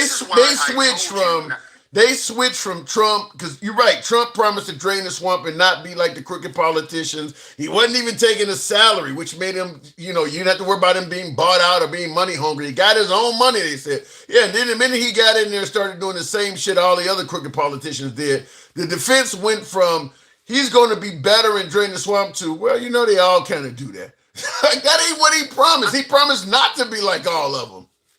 Right. Well, and here's why you're right. And here's why I hold on to this so dearly. Is because has not been a normal political cycle. People stormed the Capitol because they were so disenfranchised with the Biden administration and all the fraud and all the abuse and all of the things. They talk about Democrats eating to all the stuff, Tim, all of the stuff, QAnon and MAGA and they went above and beyond anything we've seen in our lifetime. That's how deep we are living. Yeah, we living in history. Right? We living in history. If they, I said it before. So if they write a book on the Trump presidency, it's going to be like an encyclopedia. You got to write it in eras. I mean, there's so many different things. You can't put it all in one book. But yeah, and you're right. But I'm going to ask you this: how are you so adamant about something, and then when you see it again, you say nothing? Like Tim, tell me that one thing. You personally, right? Like, I don't do that. Like, I don't, nope. And then do excuse it when you see someone else do it. Faith. I mean, isn't it? It's faith, This is why I have such a visceral reaction to these people. Because not only, and here's the thing, Trump says whatever he wants. Trump hasn't produced a shred of evidence to back up any of this shit in 12 years. And we go all the way back to the birtherism. From all the way back to Barack's birth certificate to today, he hasn't produced one shred of evidence for his allegations. Faith, Mike. They'll come up here and repeat that shit. I'm telling you, it's faith. It's the faith that regardless of what's going on, regardless of what Trump says or how the liberals deal with it, I have faith that it will ultimately turn out right as long as Trump is at the leader, is at the wheel. I just faith in Trump. That's what I believe. It's about faith. Have you seen God and Country? Have you seen the documentary God and Country? No. There's a documentary I want y'all to go watch called God and Country. I want you guys to watch it. And you...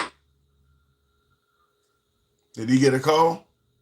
Yeah, I did. This nation has always taken religion and literally bastardized it, which is blasphemous. They bastardized it into this belief, into their ideology. And it's crazy, but that's where we are right now. That's why we're defending Israel. I got to move it on, but I've held a few laughs. That's why we're defending Israel no matter what, is because people believe it was biblically prophesied that we must ride with Israel. I've played clips of Ted Cruz and Lindsey Graham pretty much saying it. It's in the Bible. You must work with them, otherwise you'll be cursed. So you're right. Bastardizing religion is old as the country itself. Last word. Last word. So I'm gonna leave it here. At the end of the day, we have to still pay attention to these elections. We still have to pay attention to midterms. We still have to pay attention to what's going on over in Iran. And I'm going to tell you, this is my prediction. I'm going to make this prediction. Now that Thomas Massey lost. Ooh, in Texas? Oh, no. Yes. Yeah. Kentucky. You think Texas is about to go partially blue? No, that's not my prediction. This is my prediction. The Senate has already ruled on the Iran war powers. They've already ruled. The Senate has already ruled to limit them. Now it goes to the House. It only has to be by a simple majority, right? I know where you're going, and I agree with you. I'm surprised I didn't make this a topic. Go ahead and make your point, because I know where you're going. and I kind of agree with that. Thomas Massey is about to have this John McCain moment. Yep. He's about to have his John. This is my opinion. This is my prediction. He's gonna have a moment where he can go. Because I think it's going to be along party lines, but there's going to be one or two votes. And the people that just lost are going to play, and Cassidy already did. Now it's going to come down to Thomas Massey. That's what I think. And why would he not do it? Yep. He has nothing to lose at this point. I'll discuss it in detail. Mike, I appreciate you coming through. Thank you. All right, brother. Yeah. And I agree with him 100% that the folks that Trump primary, folks who voted to impeach him on January 6th, or folks who voted to release the Epstein files, Republicans that he's pissed off at because they didn't, one or two things they did he thought was disloyal. So he's primaried them. They still have, I think was it Massey? One of them said, I still got 7 months left.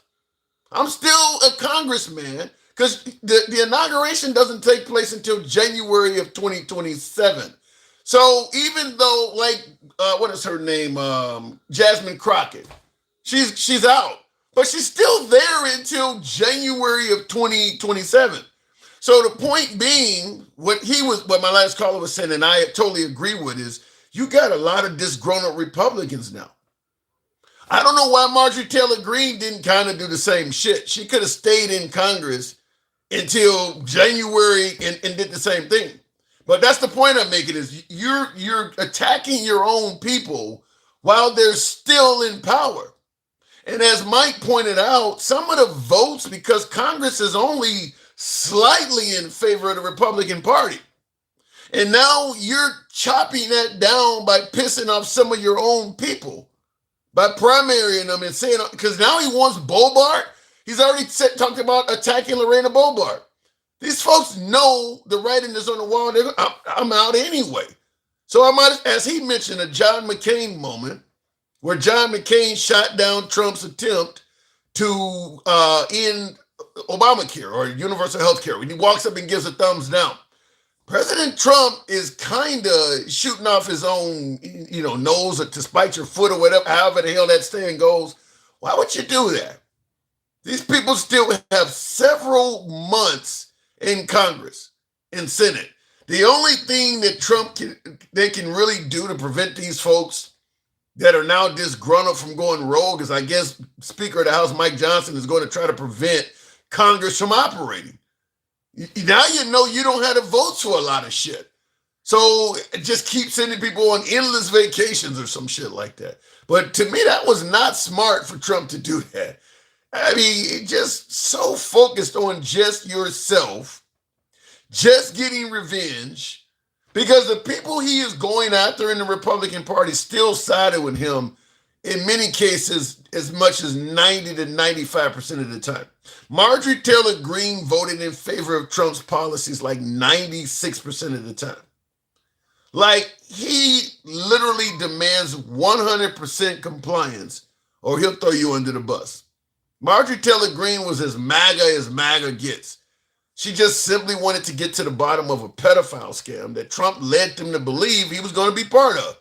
And that made her a traitor. That's crazy. But these folks, now that he's disgruntled some of them folks, they could stay behind and wreak havoc.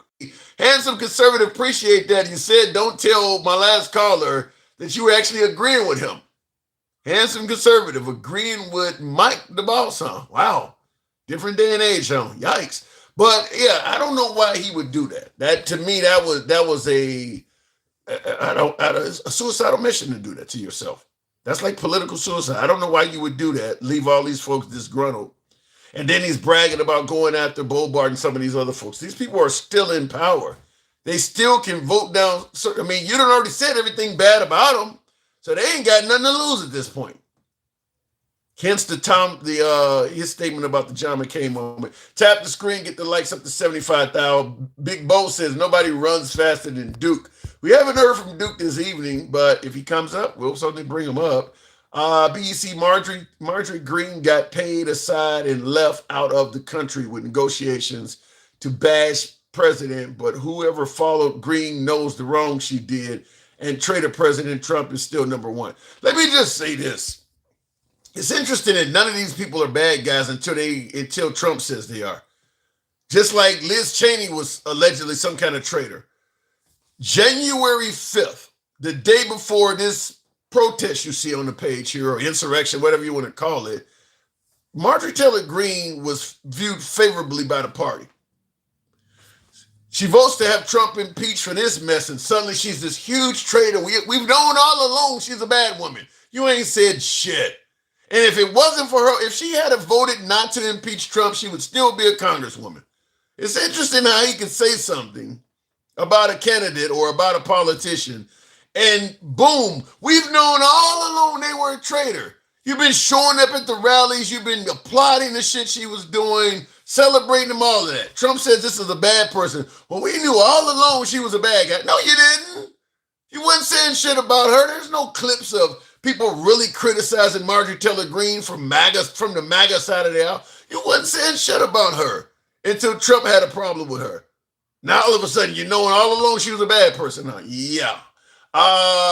Thomas Massey is hardcore Trump, but he is also hardcore Epstein files and anti-AIPAC. Yeah, but he could also have a grudge. I mean, look, he wouldn't be the first person that went against his own principles just to get revenge. You think Trump isn't doing some of that? I mean, the man is ending political careers and costing people thousands of dollars and causing folks to get death threats. Yeah, I'm hardcore Trump, but fuck him. That's how some of these folks may feel. Yeah, normally I would have voted with all that shit, but fuck him. He don't ended my career, cost me millions, thousands, if not millions of dollars. I mean, there may be folks that just simply say, forget that. I'm going up, just like Trump. Trump puts revenge over everything else. You think he's the only one that does that?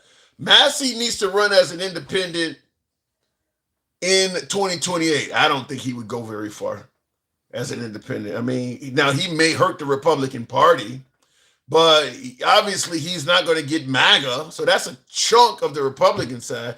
Democrats ain't going to vote for him. So if Massey ran as an independent for president in 2028, all he's going to do is be a spoil sport for the Republican Party, because he would take off some of the Republican votes. He's not going to get many on the left at all. He had a press conference the other day. He said 1,000 words to say both, huh?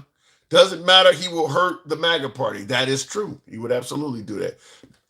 Going back to the box, help your boy out with the TikTok cap go, hat mustache, if you will. We'll continue the program on with the one and only Miss Mo Better. Good evening. Welcome to the program, Miss Mo. Hey, so paid violent protesters. That's what That's what it looks like we're looking at. That the Oath Keepers, Proud Boys, fucking 3%ers. They may receive cash for what they did on January 6th. What say you?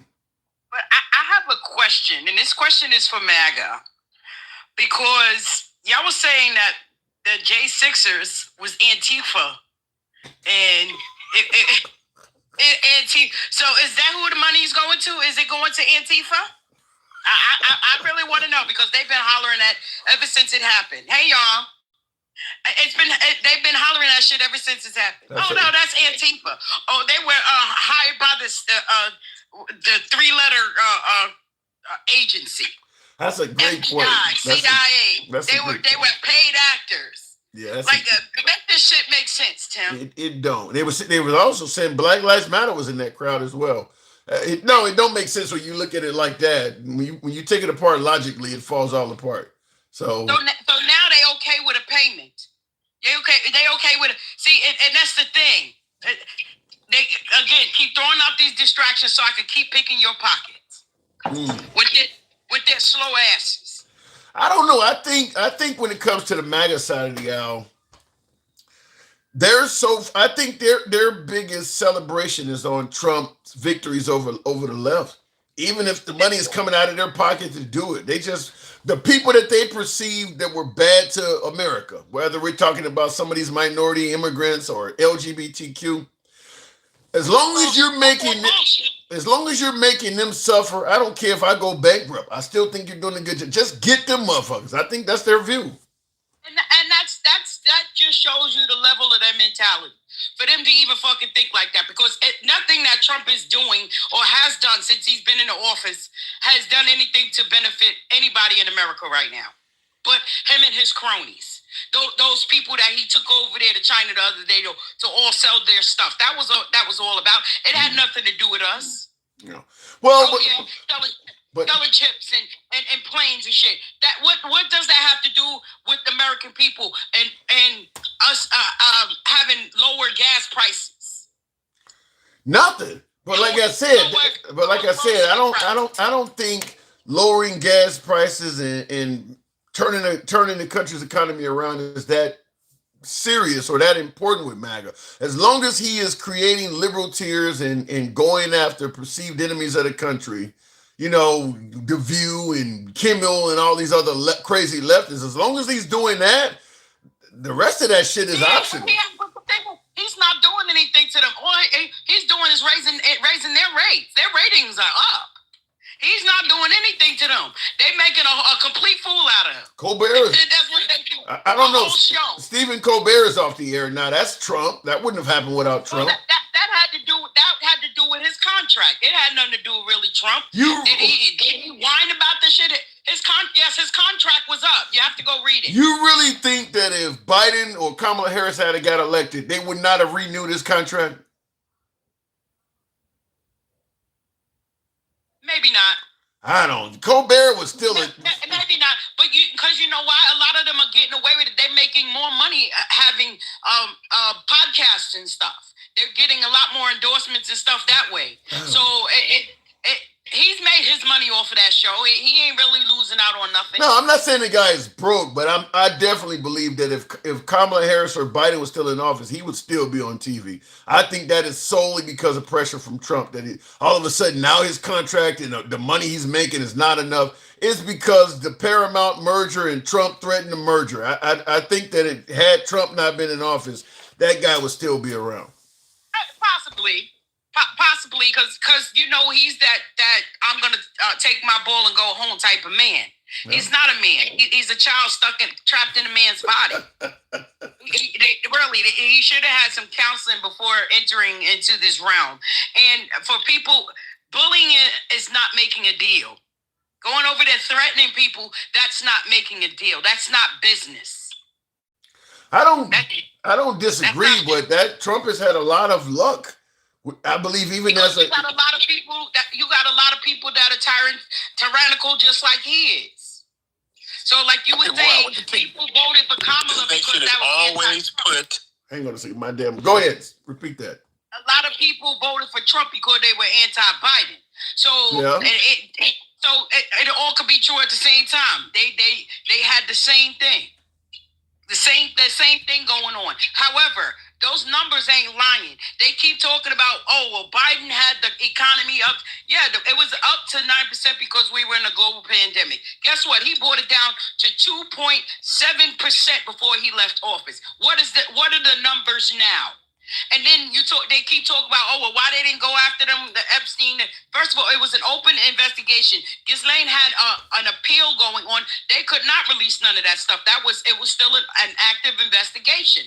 So it wasn't allowed. And second of all, his supporters are the one who started that bullshit. So when they found out it was more of him in there than the people that they were accusing in there, then they wanted to flip the script. Before it was Oprah in there, Tom Hanks in there, bro. You had all of these people that they were naming in there, and you go through those files, you don't see none of their names. How about this? Now, this is somewhat off topic, but I saw it in the comments, so I got to read it. Coming from Brandon Ball, he says Kamala Harris is a liar, and she didn't even claim to be black until it was election time. They full of shit. They didn't hear shit about a Kamala until she was running. So people just talk to hear themselves talk. They like the sound of their own voice. Shut the fuck up. She did claim that she was black. Yeah, I gotta think that when she ran for first of all, her nationality or her race or anything wasn't the top of the priority. They heard Trump say one thing and they took it and ran with it. That's what they do. They're not free thinkers. They don't think for themselves. They need AI to talk for them now. They can't even talk for themselves. They got to go to Chat GPT to get anything out. I gotta think when she was a district attorney and then she was the state's attorney general. I'm sure that people were like, this is one of the first few female black attorney generals, and then she became a senator. I'm sure she was running as a black woman. That didn't just happen when she got elected. I get that. But see, they keep saying that she wasn't black, but then they were mad because she's a black woman that locked up black people. So which way do they want it? You can't have it both ways. They got to knock that shit off. Yeah, if I say it all the time, if Kamala Harris had knocked over a liquor store, the wanted posters would be talking about we looking for a black woman. Gary, a Jamaican and Indian, they don't put that on a poster. She would be a black woman. Black. That's they gonna look at the color of your skin. Is she a light-skinned black woman? Absolutely, but she is a black woman. Get over it. Yeah. But see, a lot of people that keep saying that bullshit, they still try to discredit that black women are educated, and that was their upbringing. That's what was going on in their households, at their dinner tables. These are the things that they would talk about. You understand? First of all, they didn't even see us as humans. They seen us as 3/5 of a human. But so when you hear somebody that's why they try to say she slept her way to the top, because they wanted to deny the education that I don't get that. The work that she put in. That's their problem. That's the denial on them. I don't get how anybody could bring up Kamala Harris's sexual exploits when her opposition is Trump and Melania. Like both of them. Like, you think Melania didn't give up the ass? I mean, she got pictures of her butt ass naked. Passed her ass around like she was a blunt. Get the fuck out of here with that. Yeah, I don't get that. Like, you're gonna bring up sexual exploits of Kamala Harris that happened years ago when her competition is Trump and Melania? Like, that's crazy. Come on. How many times Trump has been married? And like he cheated on each one of his wives. Yeah, I just get out of here. But he buried her on his property and don't even visit the grave site. He did that to keep from paying taxes. But I'll tell you something though, it does show how differently we treat females that are promiscuous from guys, because they're chastising her for one affair and they're celebrating Trump, who's had multiple ones. Yeah, and they talk about he ain't a PD. He admitted to walking in a locker room with half-dressed teenage girls because he could do that. Yeah. That's our president. That's our president, Miss Mo. Listen, the people that voted for him needed to be studied. We know who he is because he shows who he is. The people that actually voted for him and uphold the shit that he do needs to be studied. like I said, they need to check a lot more people's laptops and see what the fuck they looking at when they not on TikTok. Go check. A lot of people be fucking exposed because they nasty just like him. Yeah, and I see in the comments, Handsome Conservative says that's not true. I say bring on the promiscuous women. I love them. Promiscuous, yeah, it's all over the place. They all over the place. You just gotta look in the right area. Yeah, but the point I'm just simply saying is they're going on her for having an affair, and yeah, like you mentioned, Trump had an affair on all of his wives. Stormy Daniels is in there. You got a half a dozen women or more accusing him of rape. You got kids out there saying he raped them and shit. But you're bringing up Willie Brown, like really? who was legally separated when he did have an affair. But again, they don't read. They tell you if you want to hide something from somebody, put it in a fucking book. I think it's more about the Trump hierarchy is that they just, because I don't think MAGA, you don't need to read. I think everybody knows Trump has been promiscuous. He hung around the Playboy Mansion. You don't hang around there unless you get hung around the folks. Clinton, he was hanging around he was hanging around people. They say birds of a feather. He's hanging around all these folks. You know what he's doing. Yep. Hey, shit. Clinton was getting blew off right there in the White House. Like, come on. Let's stop pretending here. But you can't have selective morals. Don't act like your morals go away when it's your people's, but you can see everybody else in theirs. And that's why I told him this whataboutism is played the fuck out. You can't. It's not a flex. When you point out one thing and then you say, oh, well, what about Obama? What about Biden? What about ism shit is played the fuck out. But how do you think he's gotten in a position where his supporters will criticize person A and he could for doing something and he could do the same thing and they're suddenly okay with it? How do you get to that level? Gotta be dumb. Period. You just got to be slow as fuck. And like I tell you, they really need to be studied because they see the same shit everybody else is seeing. How all our numbers. There's nothing that he's doing is benefiting America, but they say, oh, we need somebody that's tough. Well, we strong. People around the world are laughing at his ass. They're laughing at our ass. America's a joke right now. If we're a joke to them. I don't know if I agree that he's doing. You say he's doing nothing to benefit America. I don't. Shut your ass up. Who are you talking to in the comments? Nice. I don't agree that Trump is doing nothing to benefit America. He's not keeping his promises. Before I explain, I want to read a comment coming from Pick and Grin says it's an important question. When Trump kicks the bucket and the entire world throws the biggest party known to man, y'all MAGA going to call it TDS. Yeah, they're going to call it Trump derangement syndrome. Yeah, they are going to. They're going to have a problem with it. They're going to have a problem with it. But you read that comment already before. But Mike was on, but somebody else repeated the same thing. It must have been. But yeah, they're going to have a problem with it. But it is what it is. I mean, Trump has celebrated the deaths of at least 2 or 3 people we know already now. So I mean, he kind of has it coming to him. Who was it that recently just died? And he was like, "Oh, he should have been dead." Like, listen, don't give out some shit you can't take back. He's the most thin-skinned person to ever run office. Well, he did it with Robert Mueller and that guy who played Meathead on All in the Family.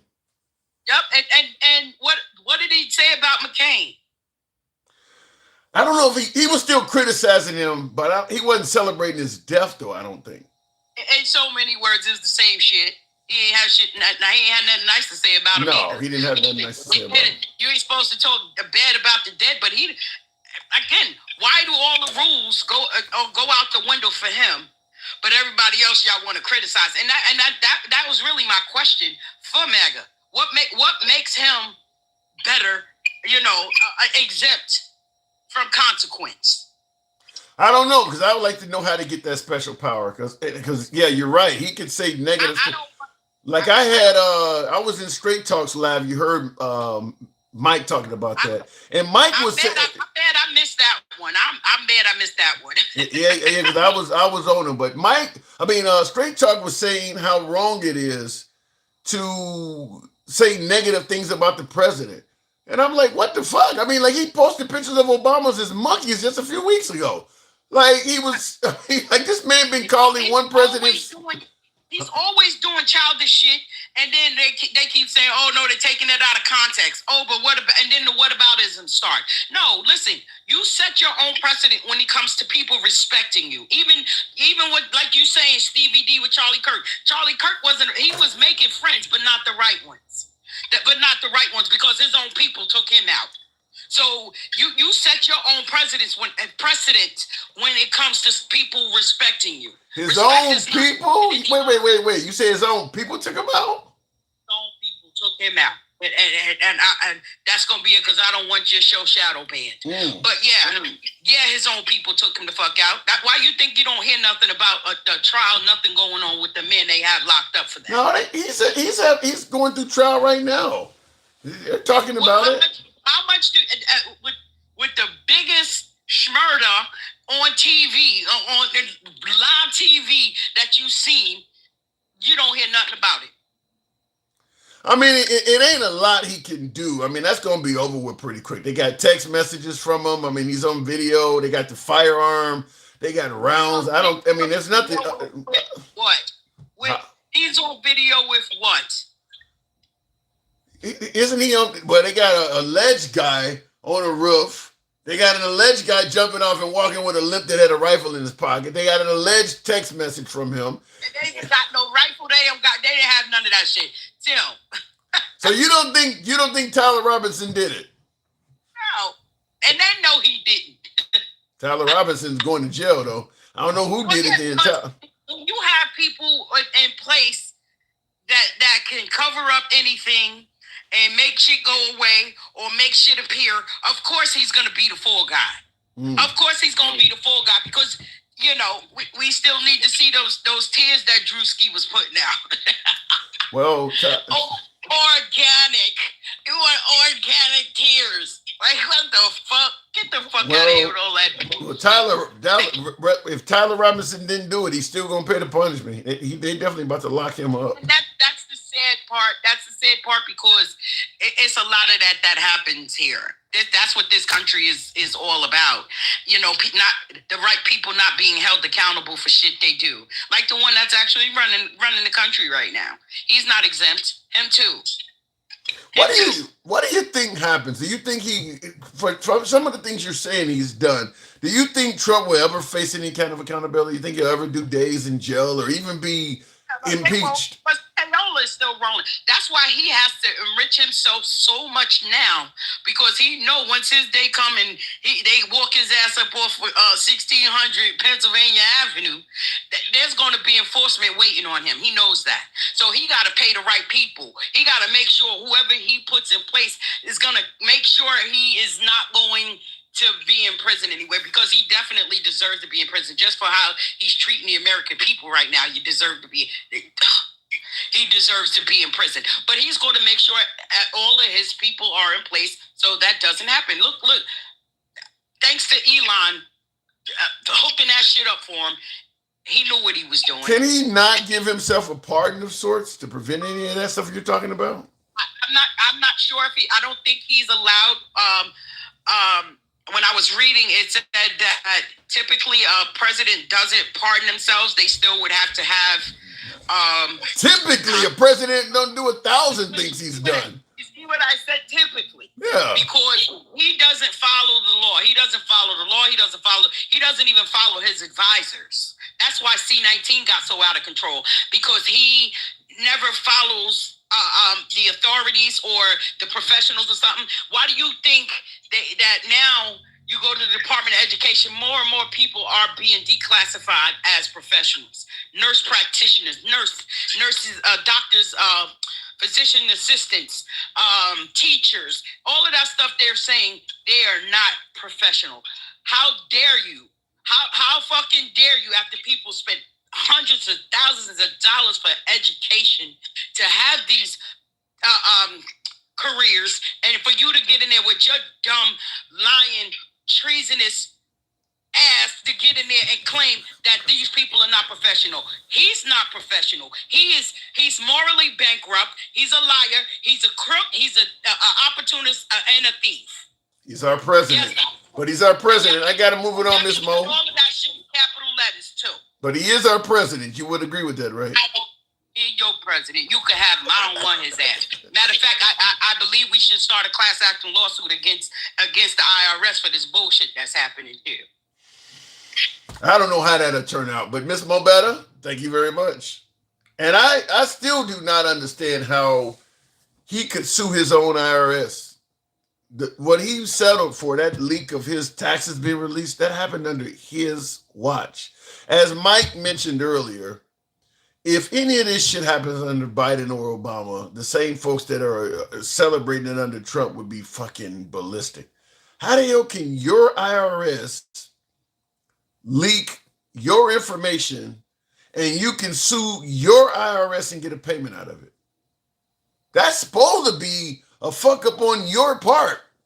Let's be clear. If Biden was in charge and that same IRS leak happened under Biden's watch, Trump would be blaming Biden for that leak, or Obama, or whoever the president was. He would be blaming them for the IRS, their IRS leaking information on him. But somehow he's in charge of the IRS and he's able to get away with that. I mean, what's next? Your military can fuck up and you don't get blamed for that either? I don't understand that. That is crazy that his IRS leaked information on him and he can settle and get over almost $2 billion. I'll tell you something. And I think Mike mentioned this earlier in terms of collusion.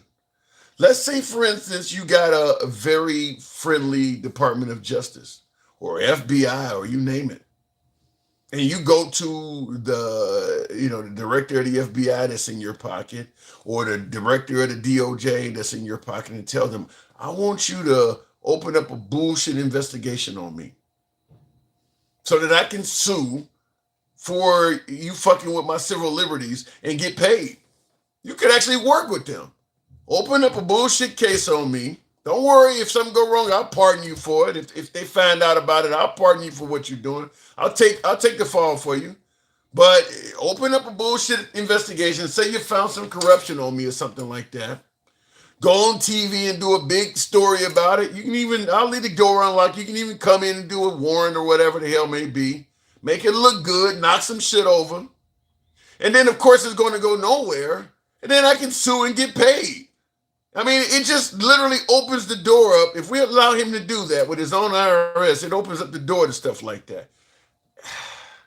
Not corrupt at all, huh? Jesus. I mean, we got to have a good what about Biden or what about Obama or something out there to counter this stuff because this looks terrible. There's got to be a way to deflect to Biden or Obama for this stuff because this looks horrible. How corrupt this looks. I don't think there's any defense for it other than to just deflect to somebody else.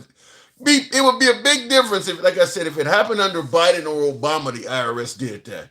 It happened under you. This is the same thing in regards to the alleged election fraud. It happened under you. You won when Obama was president and got elected for the first time in 2016. You won when Obama was president. You got reelected in 2024 under Biden's watch. The fraud happened when you were in office. The fraud, you're claiming the election got stolen when you were in control of the country. He's cashing in on what he should be being attributed for is incompetence. He's cashing in on fuck-ups that's happening under his watch. I don't understand how that's working. The free and fair elections are happening under your adversaries, and the fraudulent one is happening under you. And you're blaming your adversaries. Make that make sense. Did she say MAGA doesn't hold people accountable for things they do? Then she said Tyler didn't do it. You can't make this shit up. You guys also don't think before you speak. Well, she's saying MAGA don't hold their people. I get what you said. So what you're saying is MAGA took out, in her opinion, Charlie Kirk. I don't know, because if she says MAGA don't hold their people accountable, and she's saying Tyler Robinson did not take out Charlie Kirk, then that means she believes a MAGA took out Charlie Kirk, and that person is not being held accountable. I mean, I think you should think before you criticize her on this, Ed G. You're trying to criticize her, I get it, but if you really look at what you're saying, she said MAGA does not hold their people accountable. And she's indicating that the person that took out Charlie Kirk was working for MAGA. That person is not going to be held accountable. She's not saying Tyler Robinson did it. She's saying Robinson is being framed. That's what she said. I'm not totally agreeing with it. I don't know. I'm not to the point where I believe it was a hit on Kirk like that. But that's what she's saying. She's saying whoever took out Kirk is getting away with it. So you're trying to criticize her, but I don't think you understood what she was saying. Looking in the comments, we'll continue on the program. Oh my God, Republicans writing, winning against each other. Well, you're right about Republicans winning against each other, because I'm going to tell you something. Celebrating those Republican politicians that Trump primaried, like Thomas Massey, and threatening to go at the Boulevard and stuff like that, as I mentioned a few moments ago, that could really hurt him. Them folks still are in Congress for another 7 months. And you don't treated them like shit and cost them their jobs and said all kinds of horrible shit about them. They have no reason to side with Trump for the remainder of their political career. And there's only a few of them needed to vote with the Democrats. Just a few of them. I'll tell you one thing, this probably guarantees the Save America Act is never going to happen. You only need a few of them. You only need a few of them. So why you would do that to your own people in the primary when they still have enough power to do things back to you doesn't make a lot of sense to me. What you played yesterday from Kirk, I was surprised about Iran and never heard that after he passed. You're talking about Charlie Kirk saying it would be a bad idea to attack Iran. I don't know. Even though you never heard Charlie Kirk say that before, keep in mind the entire MAGA party was celebrating no new wars under Trump. So even though you had never heard Charlie Kirk say it would be wrong to attack Iran, the whole party was kind of saying it. The whole party was kind of saying under liberals you get new wars and shit, and we like Trump because he doesn't give us new wars. I strongly believe that if Charlie Kirk was still around, him and Trump would be at odds with each other. He would be just like Megyn Kelly, Alex Jones, Candace Owens, because Candace Owens was a good friend. They would all be on the other side of him. I believe Charlie Kirk would be on the other side of Trump now as well. I mean, because he's just really governed in such a stark difference to how he campaigned. I think he would not be liking Charlie Kirk anymore either. Looking in the comments, Iran is so far away. Yeah, the Iran thing to me don't make any sense. I'm sure there's more to that story. Looking in the comments, tap the screen, get the likes up to 90,000 if you will. Help people out. That mustache should be kind of nice every now and then. It's a little bit slow here tonight. Maybe it's a boring program. I get it. Tap the screen. You're British. You just told yourself to shut up, huh? Do your own research. You know what? It's crazy. I see in the comments somebody said do your own research. I don't know if he's talking to me or not. But here's the crazy thing. Teddy Owens says do your own research. If I do my own research, let's say Marty Marr, appreciate that. Thank you. Thank you, Elise. Appreciate that. I'll say this real quick. Because a lot of folks on the right, when they're debating with the left, they go, well, do your own research, do your homework. If that person does their research and comes back to you with something they found on CNN or MSNBC, you're not going to believe it. So it ain't just do your own research. Do your own research, but get it from places that I trust. The do your own research argument doesn't work. Because half of the places that I'm going to do research is you're going to say, well, that ain't a trustworthy source. So I don't know why people keep saying do your own research. If you lived in America, you'd be homeless. You'd be homeless waffle. You wouldn't get your, British welfare. Yikes. Trump is cutthroat and has betrayed every single person who has ever helped him. I don't know if he has betrayed everybody that's helped him, but I do believe it doesn't take a lot for him to throw you under the bus. I don't think he's betrayed everybody that's helped him. I think that he's kind of he's a whatever you've done for me lately kind of guy. As long as you're continuing to be on his side, he'll look out for you. But if you disagree with him or push back just once, all the shit you've done to him up to that point will be irrelevant. That one time is enough for him to say, you're just as good as any liberal I don't give a shit about. He pretty much demands 100% loyalty. Kind of used to be, remember that old song from the 80s, 99 and a half won't do? Gotta have all of your love. He's kind of like that. 99 and a half will not do with him. It's got to be 100% loyalty. Otherwise, it just ain't gonna work. Too bad quality of life in Canada is way better than America. Oh no, my country is full of happy and healthy people. What an insult. Is the quality of life in Canada way better than America? I think there's pros and cons on it. I don't think the quality of life in Canada is bad, but I won't say it's way better than America. Depends on where you live in America. Depends on what your income is in America. Same thing in Canada. I don't know. I mean, there's a lot of similarities. Like they do have a lot of social programs that we don't have. But if you got a potential of being really, really wealthy, you want to live somewhere where it's warm and it's not. I mean, there's differences. There's differences. There's pros and cons, is what I'm trying to say. Canadians drive cars with square wheels. I've seen it on South Park. Tap the screen. Get us on up to 90,000. I'll take the next caller. Did Mike say he would match the goal if you got halfway? Yeah, I don't think I've seen much come in. Are we even close to that? I haven't seen a lot of love tonight. So, Marty, thank you. Appreciate it. Netherlands is ranked first for quality of life, has happiest kids. USA ranked 32nd. Thank you, Marty. Yeah, appreciate that love, Marty Mar. When I moved overseas, that's what I used to help make that decision. I looked up quality of life index. And oddly enough, what you mentioned in Canada, I had narrowed it down to 3 places. Oslo, Norway, Vancouver, Canada, or Brisbane, Australia.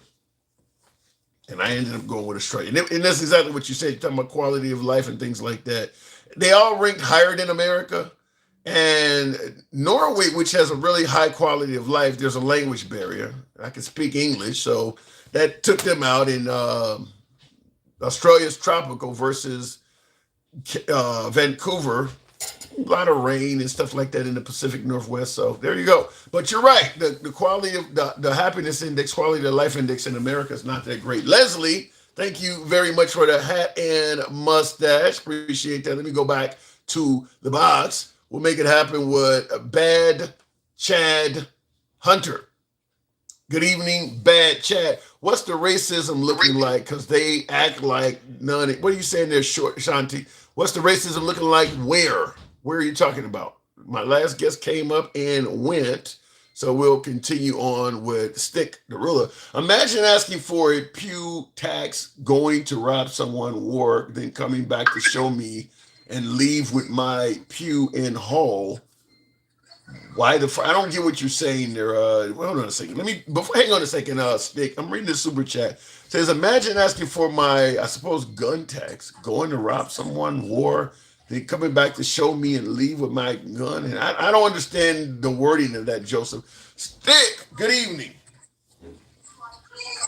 Stick, are you there? Apparently Stick the Ruler is not there. We'll move it on. We'll go to Kim Madison, a.k.a. Sexy Red. Let's see if we can make it happen over on Instagram. I don't know what you said, racism. What are you talking about it? I apologize, Tim. Tapping. Okay. Oh, shit.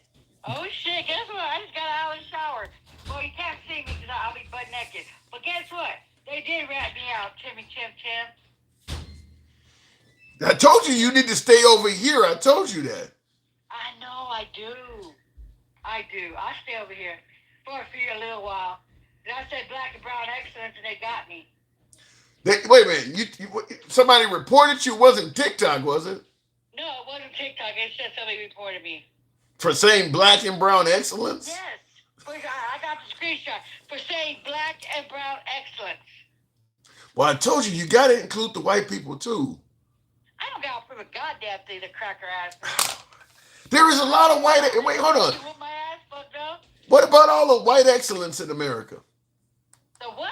White excellence. What white excellence? Those fucking savages. The whole race? The whole day. Okay, Google them. And what comes up is the savages. They no good for nothing and they're welfare freaks. And what? You sound racist saying that. You do realize there's a lot of black savages in this country too, right? No, actually we're not. We're not as bad as they are. You come across like you hate white people. I hate the maggots. Yes, I do. What has MAGA done to you? What has MAGA done to me? Well, what they did, they voted for us to have hatred. They voted for us to have what, Tim? All of our shit taken. What else, Tim?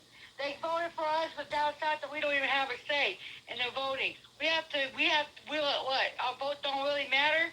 That's what they say, but our vote, it does matter. That's why they don't like us. You feel what I'm saying? They never did like us. This election was all about racism. Let's keep it a buck. It was about racism. It wasn't about all the economy and all the gas was high. No, it was about racism. I don't know. The crackers don't like us. I think the election was about the economy. It was about the Epstein list. It was about no new war. Hold on. Is the ground beef higher now than it was under Biden? Why is the gas higher now than under Biden? I believe the election was about the economy. It was about no new wars. It was about getting to the bottom of the Epstein list. They just changed their position. No. It was about racism. Black and brown people get the fuck out of the country. Make it fucking right again. Yes, it was about racism. It was never about all the economy. Because why are they not bitching now where the gas is going through the roof? We're gonna have like $8 gas at the end of this fucking rate. And then why is the ground beef higher now than it ever was under Biden? We had lower. It was 2.4 to 2.5%. He got it down to. Now it's over 3%. But you do understand Trump is saying that not only was Iran a threat to America, but you're only dealing with short-term pain. It's going to get better and soon, and much better. Oh, it's going to be short-term pain for who? For him? He's making all his money. He's robbing everybody. He's making our money from the IRS. They can't audit him. Are you fucking serious? You don't think that's not? Come on now, Tim. Get the cock out your mouth, on God. Let it quit tickling your tonsils. You know what I'm saying? Okay, all right, wait, hold on. I'll agree. I will agree. Trump is making a few pennies here or there. He's making a little bit of money. Pennies? A little bit. Shut your ugly ass up. Come Your on. fucking cock. I mean, it's just dripping. The uncooked protein is just dripping out your fucking mouth. Yes, massa. Yes, massa. Don't look at me like that. You know I'm telling the truth, you fucking ass. I can't stand you some damn time. You are Tim, I promise you on God. You need to stop the fluffing. You really do. Because he ain't did shit for nobody. You know how fucked up the shit is, Tim? The phone came out, right? The little phone. Doesn't he have all the stripes, Tim? Only has 11. And it's made in China. Tyler Murphy says this girl got problems. So And one of your white problems is we got white people in this damn country. That's our biggest damn problem. Because turning us back to Jim Crow and shit, because you motherfuckers don't like black and brown people. I don't know. You think? We're an expensive election. Let me tell you, all about racism. Let me say this. The food prices, they're not bitching about nothing. They're bitching about what? They don't want our votes down. But let me say this. Hold on. Let me say this. All MAGA is not about racism. For instance, Gen X right now. Gen X is right here watching. Gen X ain't racist. He's a Proud Boy, you stupid fuck. That's a racist. What I'm under the That fuck is racist as hell. He's a proud. I'm a certified proud boy. You do realize Gen X said there are Proud Boys that are black. Hey, you don't think they can be? Shit, they house ninjas. What are you talking about? They think they're gonna be going to that white man's table and eat at his table. No, they want those PPE checks. Cause remember when he was running, I want to give you guys fucking money. I want to do this. I want to do that. Yeah, he suckered to the 20% that voted for him. Oh, he's gonna give you money. Where the fuck's the money at now, you stupid ninjas? Where's it at now? Huh? I'm waiting. Oh, yeah, the TAF money. Where's it at? What? The Dole's money. The $5,000 checks. Where's it at? He bought your fucking votes. And you sorry, fucking pathetic, no good, bad Negroes, you fucking fell for the white man. Yeah, yes, massa. Yes, massa. Get the white cock out your mouth. Yes, massa. Well, he is only a year and something in his term. I mean, is there? He fucked every damn thing up. Our allies don't want nothing to do with us. We're in a fucking war. Our gas, my gas is over $7 a gallon. What else, Tim? What else? Our food is going through the fucking roof. Ground beef costs more now than fucking the federal minimum wage. It costs a few bucks more. I get it. Oh, shut the fuck up! I know that white cock's in your mouth. I know you like the vanilla, the uncooked mayonnaise shit. I know you like it, Tim. Get it out your mouth, Tim. Remember, you're a black man. You gonna be a Pillsbury door boy now? What? Get it all like that, huh? What do you mean? Of course I know I'm a black man. What do you think I am, Michael McDonald? I keep forgetting. I'm not a black guy anymore. Wait, hold on. Yeah, you forget. Bullshit. I got your black card. I'm snatching it again. It's irrevocable. In the comments, TikTok lawyer says, I don't understand you, Tim. What don't you understand, TikTok lawyer? Look, let me tell you something. I do know I'm a black man, all right? I do know that. I can't tell because you on your knees. I need to get your knees tapped. Because you on your knees to the white man. You was on that motherfucker's live today. And he was talking mad shit. You know what? He is a pure fucking racist. Was I pushing back? Fucking MAGA is a racist. Was I pushing back? Who? Was I pushing back in that live? Yeah, you was pushing back. Thank you. There you go. We're getting somewhere now. Balls hung a little bit. Just a little bit. Just a little bit. More bigger balls, man. I got a coochie. I got bigger balls than half the motherfucking man. Or half the motherfucking men. So I'll go straight to fucking hammer on their asses, and I guarantee you. And I see in the comments, even Arnita Searle says, yes, you did this time. Thank you. Give your boy credit for a little bit of pushback. I said you pushed back a little bit. Damn. All right, I'm not giving you 100% because you didn't push back on his racist ass all the time. You say, yes, master, yes, master.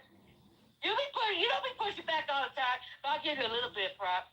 Well, I'll take the little credit I get. Let me know where to send the MAGA hat to. I feel better. I ain't never. See, did you see that thing? No, you see how you promote the maggots when they don't give two fucks about us, Tim? They don't. They're taking our votes and shit, Tim. They're taking us back to past to Jim Crow. The shit is legit real, Tim. It ain't nothing to joke about. And they say, oh no, it's not about race. It's about who's all down there. Tennessee, for God's sake. Nashville is black. So why are they divided up, Tim?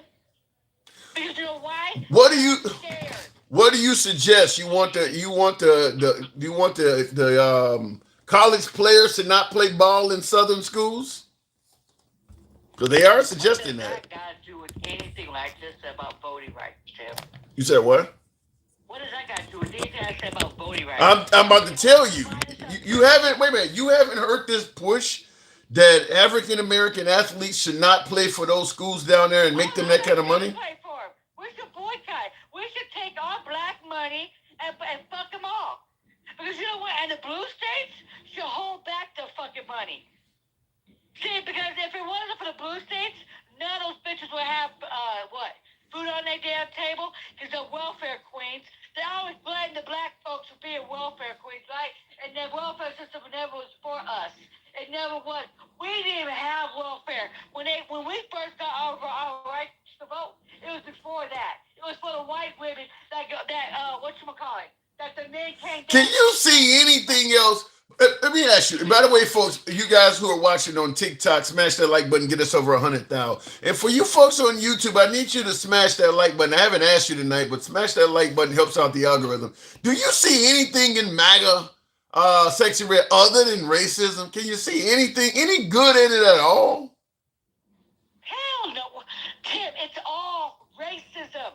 This whole election was about racism. It was never, he told us that the leopard never changes stripes. They just get evil. You know what I mean? He was a snake. The first time he ran, he was like he was. We all tried to warn him. We told him about Project 2025. They didn't give a damn. It was about racism. Why did they say make America great again? Who was that from? Germany. The Smarties. They just changed it to America. This is all about Germany. The Smittler and shit. This was never about the gas prices. Never about the food prices. Never, Tim. This is really about black and brown folks. You gotta get a man time. He's only been in office for a year or so. Time for what, Tim? He's faking everything. What? Name me one policy he has done for any of us. He's taking welfare from the poor to the poor. He stripped out benefits for the 22 million people on ACA. Okay? He's fired over 300,000 black women. What the fuck do you want?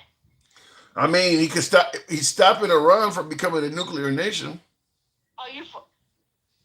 How good is that uncooked protein in your mouth? He's stopping biological males from playing women's sports. Oh, shut the fuck up! The border secure. Biological men playing in female sports. Well, there's more females playing in men's sports. You fucking nuts. I got proof because I have little girls that play in soccer. That's the man-dominated. Play football. That's man-dominated. What the fuck? There's females that are on football teams that are kickers and stuff. See, did you see how stupid you motherfuckers sound like? Oh my God, it was a trans woman. Oh my God, they're in the bathrooms. Oh my God. But yet you have a pedo in office. You have 36 people, white men, wanting to fuck your little girls in Oklahoma, get them knocked up and marry their asses. Then you have a lot of states in the South that want to fuck your little girls and put the ages to 16 to 14. That's what you motherfuckers want. Let's keep it a buck. The border is secure. What about the border? What about the border? The border's secure. It's wide open like Molly and Trump legs. Everybody's welcome in. I think you just. It's still open. There's nothing that's going to change. There's no bills. Biden tried to do it twice. Tried to pass 2 bills. What did that motherfucker crack it up and say? Oh, don't do it. I've got nothing to run on. I've got nothing to run on. Get the fuck out of here. I'll just say this. His time in office is not done. So. Oh, his time. Well, hopefully, if God hears our prayers, and you know, our real Christian answer hears our prayers, and say, you know what, take 2 Big Macs, take his ass out. Maybe the bruising goes over his body. Maybe he'll fall asleep in a fucking damn, all live TV, and he just falls the fuck out and never wakes up. Yeah, let's pray for that. Hallelujah, because he's the Antichrist. Because all of what he's fucking doing, he has a gold statue on his property. He's trying to make, I'm telling you, Tim, he is the anti-fucking Christ. Do you expect us to like that shit, Tim? For real? No one listened to black women when we said that he was the Antichrist. That Project 2025 was real. Nobody believed it. And all the some of that is I got some of that's crazy. I gotta move it on. I don't know about this Antichrist shit. I gotta move it on though. Appreciate it, Sexy Red. Thank you. And looking in the comments, the true definition of TDS says Bama Landscaper. Look, I'm gonna tell you something though. To me, you folks on the right, you always brag about liberal tears and snowflakes and making the liberals cry. I don't know why. Every time somebody has TDS, in your opinion, you should celebrate it. Because if your goal is to make the liberals cry, then TDS is what comes from that. So when you see somebody with TDS, you should celebrate that as a success. I would think that's what you're trying to get, isn't it? When he's dropping shit on protesters via tweet or posting Obama's as monkeys and things like that, that's what creates TDS. So you should be celebrating TDS. Quit complaining about it. Quit complaining about it. You should view it as a victory. Looking in the comments, no, they want liberals to praise Trump. Why the hell would the liberals praise Trump when he's actually saying, I hate Democrats? I mean, that's a quote from Trump. Is that the best you can say about Trump? The border is secure. That's all it takes to praise him. Your bar is low for him. Look, I do politically lean left, not way left, which is why during Trump's first term, I was giving him credit for certain things. During Trump's second term, Trump 2.0, he's moved much, much further to the right. So that's why I do have a lot of my MAGA viewers. Like, I can't even stomach you no more. You know, you were watchable at first, but now I just can't stomach you. And, you know, you've moved too far to the left. And I said, no, I didn't move any damn where. He moved away from me. I mean, I was a little bit left of center, but I could see things that were sensible, made sense on the right. And I could give him credit when he deserved credit on the right. But he's went so far to the right now that, yeah, I seem like the far left. But it ain't because I moved, it's because he moved. I mean, that's what it is. I mean, it would be just like if you had Bush and compared him to Clinton. Both of them were somewhat off center. You know, Bill Clinton compared to AOC or Bernie Sanders, he was nowhere near as far left as they are. And that's the same thing Trump 2.0 is. Trump 2.0, he's nowhere near, he's way further to the right than George W. Bush, Mitt Romney, or John McCain. He's much further right of that. So yeah, if I'm center left, I'm gonna seem like, you know, a fucking progressive, a deep blue progressive at this point. But it ain't because I moved, it's because he did. He moved further away. Looking in the comments, why are you egging on Weezy? I wasn't egging her on. I'm not watching old documents. I'm from North Carolina, and I know of Klan members that are in police departments. I can't speak on that. I'm obviously not in North Carolina. Raise up, take your shirt off, twist it in the air, spin it like a helicopter. But I'll say this. When you say that you know of Klan members in the police departments, like I said, I can't speak of it because I'm not out there, but we've always had white supremacists working in police departments. It was literally founded by them to catch slaves. So that's something that probably will never go away. That'll probably never go away. There'll always be folks in the police department that have a really low opinion of black people. The only hope is you don't put them in departments where they're governing black people. But there's always going to be people that, you know, live out in an area where there's nobody, you know, you grew up in an area where it was all white or there was no blacks at least. And you heard the racial stereotypes or you seen on TV nothing but pictures of people committing crimes that were black. And then you became an adult and joined the police force. And all of your mindset of these people is bad. It's just a hope that you don't put that person in a district where they're governed. To me, they should give you an aptitude test and something like that. I know they do give you some kind of aptitude test when you join the police department. I don't know if it checks for stuff like that. But it should, because if you do have preconceived notions of a race, you shouldn't be on the department. I mean, if you're already biased before you join the department, you shouldn't be there. I don't know if they do that or not. I'd have to talk to somebody in law enforcement. I see something forever says they don't. They should do that though. And there are ways a savvy psychologist or psychiatrist or whatever you want to call it, somebody who's savvy enough would be able to ask certain questions and hit certain trigger points that if that is in that person, you could bring it out of them. You could just sit down and have a conversation with them, let them sit on the couch and talk to them for 20, 30 minutes, ask them a few questions. If that's in them, you can bring it out. You can bring it out of them. And of course, like I said, that person should not be on the police force. I'll tell you before I go back to the box and tap the screen, get us up to 110. The solution to this shit is simple. We're not really talking about police misconduct right now, but I'll just tell you, the solution to this shit is really simple, how to reduce police misconduct in this country. Just like everything else, when you throw money into it, solutions come out of the woodwork. As a condition of being a law enforcement officer, you must personally purchase malpractice, whatever you want to call it. You must personally purchase insurance. If you're not insured, you cannot be a member of the law enforcement community, because the insurance companies do not like paying out claims. If you're fucking up, they're going to be all over that, and they're not going to let you continue being a client. And once just like let's say you're a truck driver, you got a CDL, or you're a nurse or a doctor, and you got malpractice insurance. You can't leave one hospital after you fucked up and go to another city and work at another one.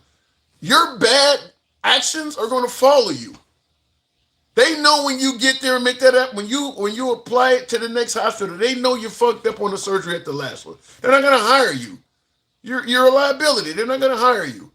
If all members of law enforcement had to have insurance, insurance companies do not like to pay out claims, so they're going to make sure that they keep a close eye on officers. Even if you're getting a bunch of claims against you, that you're being abusive or you're being rough on folks, and the claims go nowhere, the insurance company's still going to pay attention to that, because they're going to know maybe the FOP or maybe the Internal Affairs Bureau is just siding with this guy because he's one of them. They're going to be doing their own investigations, because if this guy fucks up, we got to pay it out.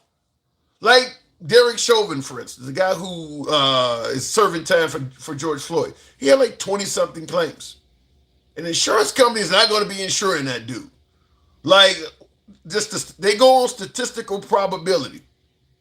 The statistical probability is high that this dude is going to end up costing us a bunch of money. And they're going to refuse to insure him. And as I stated, you have to be insured as a condition to wear a badge. That's it. That's it. You're going to start getting rid of those folks. They're not going to be able to stay on the force. That's all you got to do is put money involved in it. Right now, if a person fucks up, the city taxpayers pay for it. And that person can often resign and go work somewhere else.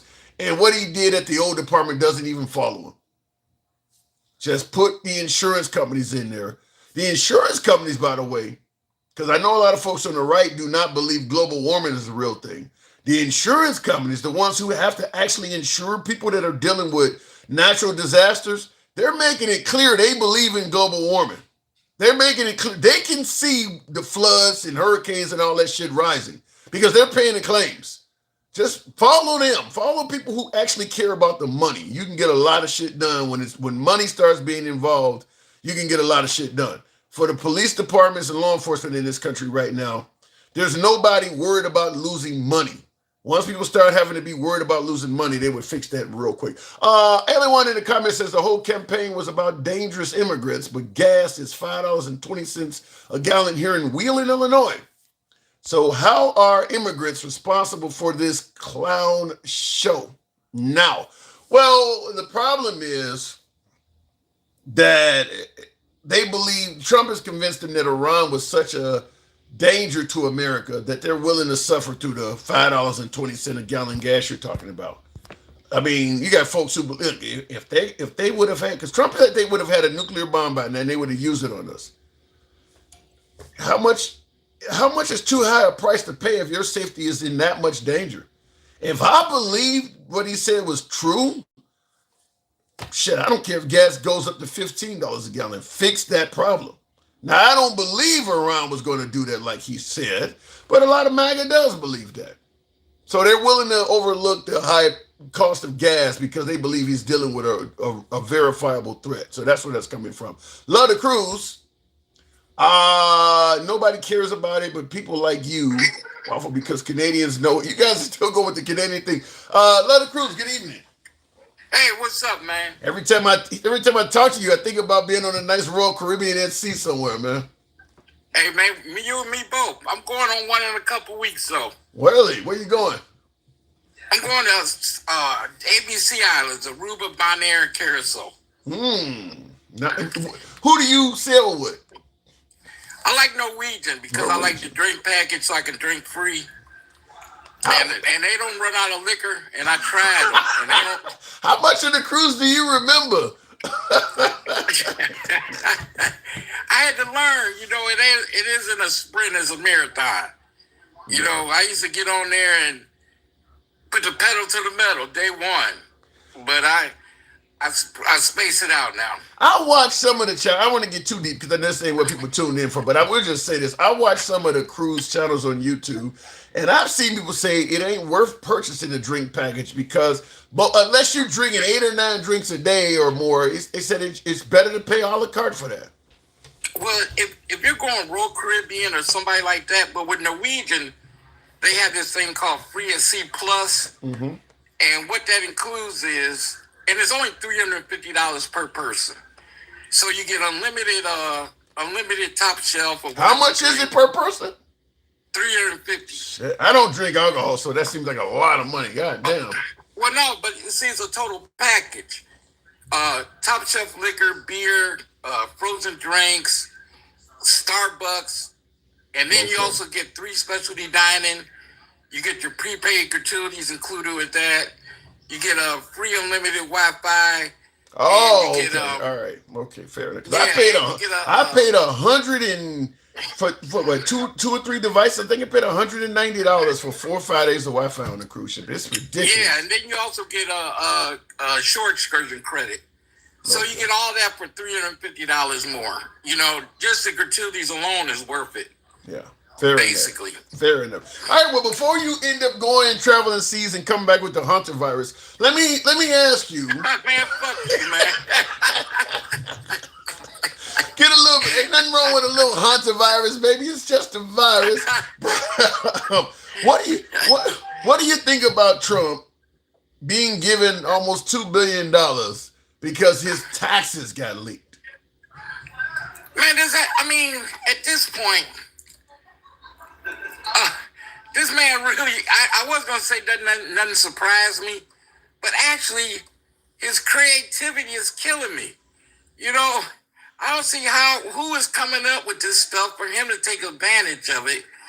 And the fact that our government, and I don't think they accounted for nothing like Trump, has this many loopholes in it. Where somebody can take advantage. No shit. It's just the founding fathers. I guess we did a lot of stuff on the honor system and just, I guess they never predicted somebody would come along and push it to this level. No, the system, he's breaking the hell out of this system. And, when he leaves, there's so much correction that we had to do in-house. Yeah, that it's going to take a while to even mend all the fences and everything he took down on the outside. We got to get everything together here first before we try to tackle all our friends in foreign policies and this and that. So technically, Trump has set his back. I don't know, man. Maybe 20 or 30 years. I heard it at a minimum. They're saying he set black folks back. Do you believe that? We set ourselves back. And I know, like, somebody like Stick the Ruler, he gonna be on me. But we set ourselves back. You have to vote. They have to have a reason to pay you some attention. If you don't vote, and I'm a politician, what the fuck do I care about what you think? That is You're so not the true. one putting me in office. That is so true. It's the ones that vote. So but I'll tell you something. Hold on. There is black MAGA, blagga as they call them. Is Trump looking out for them? Because they did help put him in office. Oh, no, they ain't looking out for no damn idiots. But but I tell you, every time I listen to your show and I listen to MAGA Reacts and even what's it, the Handsome Conservative, I see why Trump cut the education. I see why he did it. What are you getting at? Man, that's some dumb motherfuckers. Oh my God. Well, I think Handsome Conservative, he's not MAGA anymore. Now, MAGA Reacts, yeah, but Handsome Conservative, he's more conservative now. He's not really MAGA anymore. If he on, excuse me, because he is just stuck at his age. And I don't care.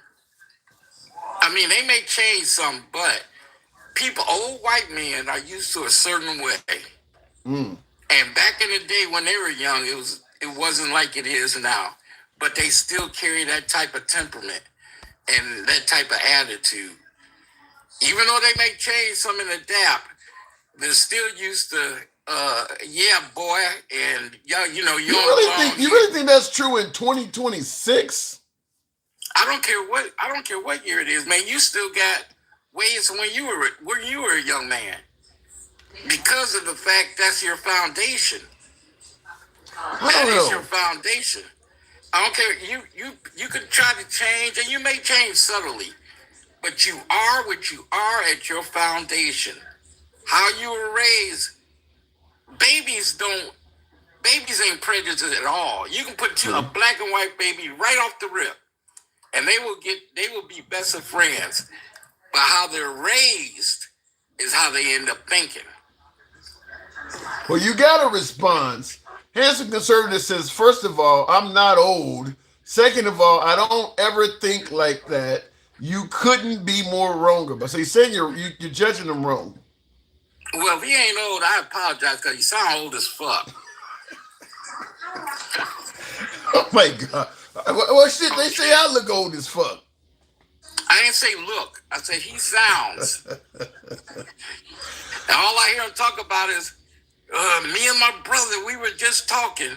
Man, get out of here with that. Your brother old and you old, man. Two old motherfuckers talking, man. Oh my God. So we might be acquiring Cuba. What say you? You remember when I went over to Cuba when Obama had opened it up, went on a cruise over there.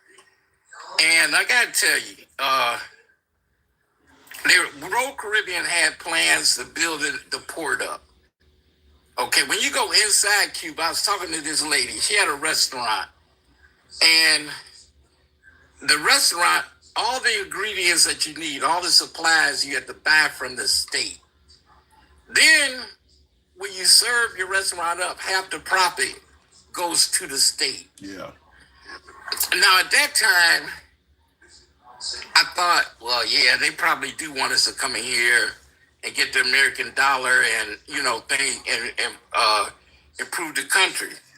And I think at that time, if we had went in there, we would have had a better chance than we do now. Like you said, if somebody turned my power off for yeah, I got an attitude. I got an extreme attitude. But back then, the American dollar was coming in there. They were talking to people, and I think we had a good shot at the end. But Trump shut that down.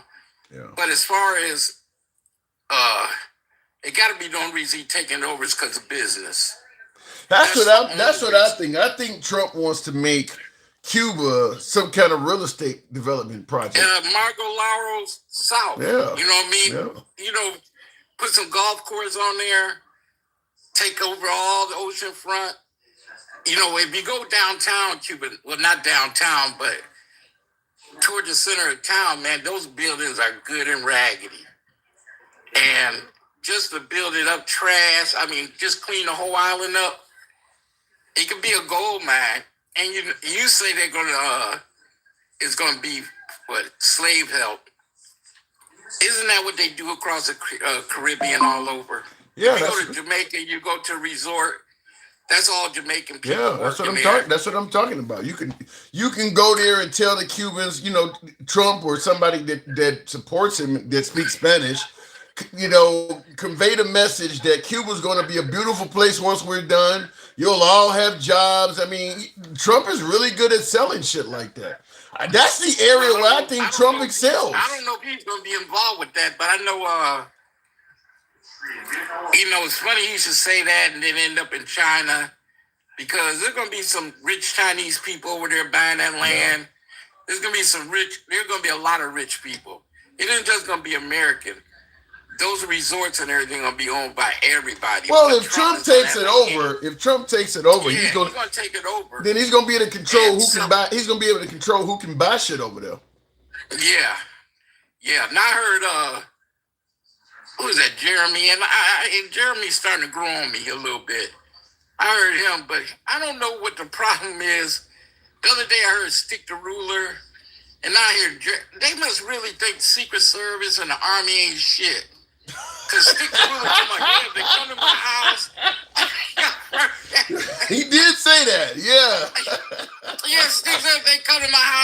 something for them. Man, these motherfuckers put bombs down the chimneys. You know, what do you have for them? Breakfast? You know. Yeah, I've had that debate with both of them, and you're right. They do think that, you know, they can stop the army of tyranny. And like, no, it ain't gonna be that easy.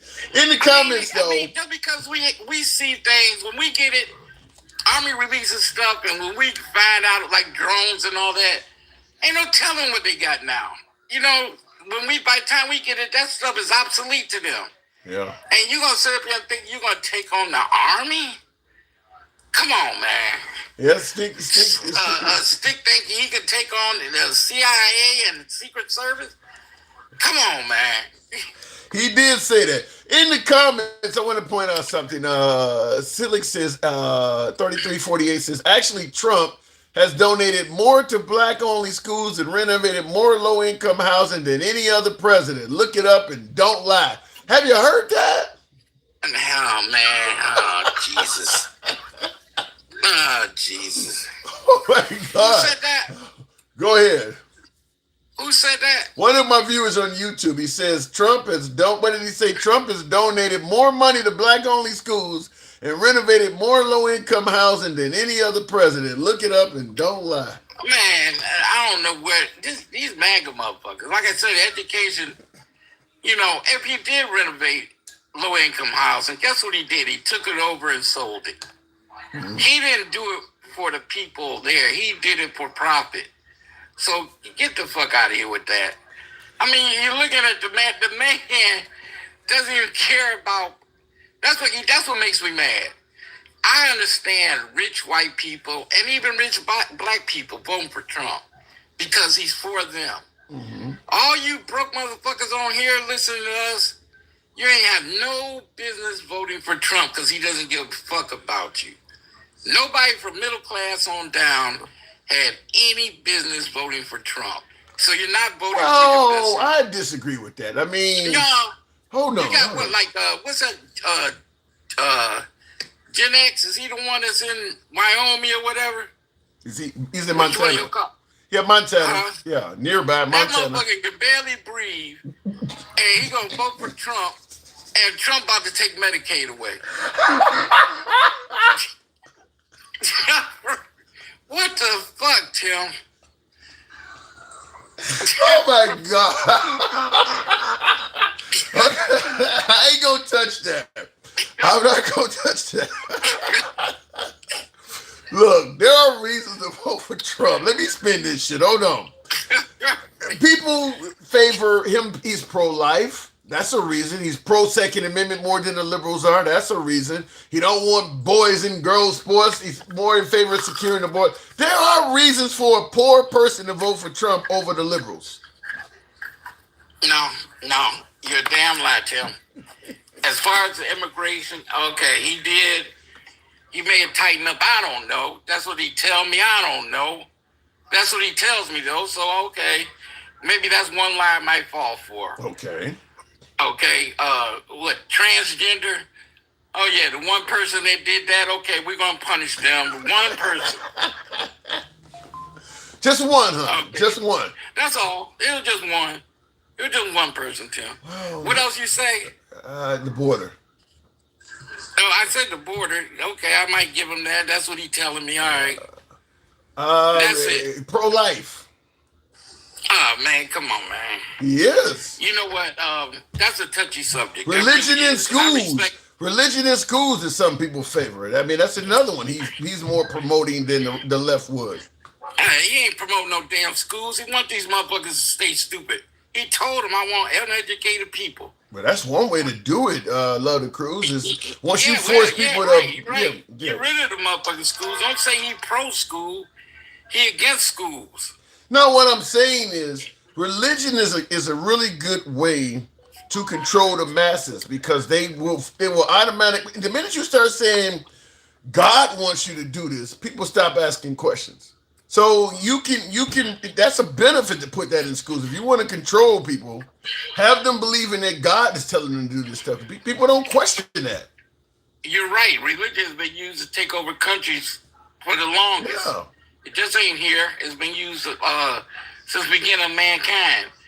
But I would like to think in 2026 we have enough damn sense to figure out between honest religion and people actually mocking the Bible. We don't. You know, we don't. Anytime you got sitting senators like Lindsey Graham and Ted Cruz talking about we're ordained to protect Israel, you don't have people that are different. I mean, people they believe what they want to believe, man. You're right. It's a shame because we're questioning God, and on the same token of questioning God, am I a perfect Christian? Oh no, far from it. But I'm knowledgeable, and I tried real hard, Tim. I tried to do the right thing, but these motherfuckers, boy, they won't let you do the right thing.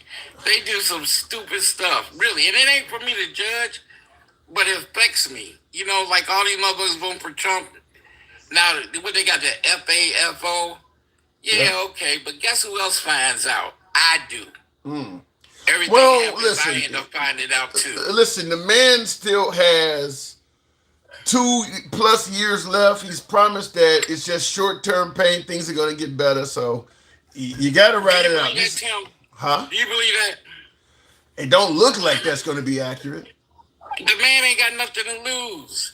That is He's true. not gonna get elected again. He going for broke, man. Yeah. The man is going for everything I can get. I'm doing it. I'm getting all the money, everything I could possibly get, and I don't care how I leave the United States, because I just took over all these motherfucking countries. I'll jet over to there, and I'll live the rest of my life over there. Jeez. Hopefully it ain't that much of a heist. I gotta move it on, Love the Cruise. I hope you're wrong. That's frightening. Thank you. Hey, thanks for having me, Tim. Anytime. Enjoy that cruise, man. All right, it got a couple weeks. Fair enough. Thank you.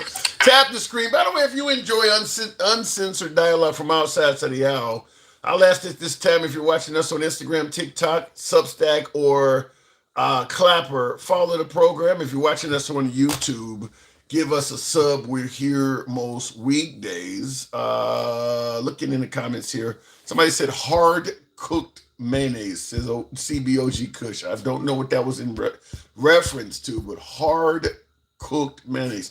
10 acres and a mule would never come, so give it up. That is true, Gangsta Conservative. I don't think they ever intended on doing it back then, but you're certainly not going to get it now. You're certainly not going to get it now. Trump might have 2 years, but he's going to alienate everybody, and the MAGA people are going to fall. It ain't looking great. I'll agree with that. You can't just keep running on division. I don't think the excessive division from President Trump is helping. So I do agree with some of that. Obama deported more illegals than any other president. Trump has just made immigration dramatic. Yeah, I don't disagree with that. But when Obama was deporting people, it was at the border.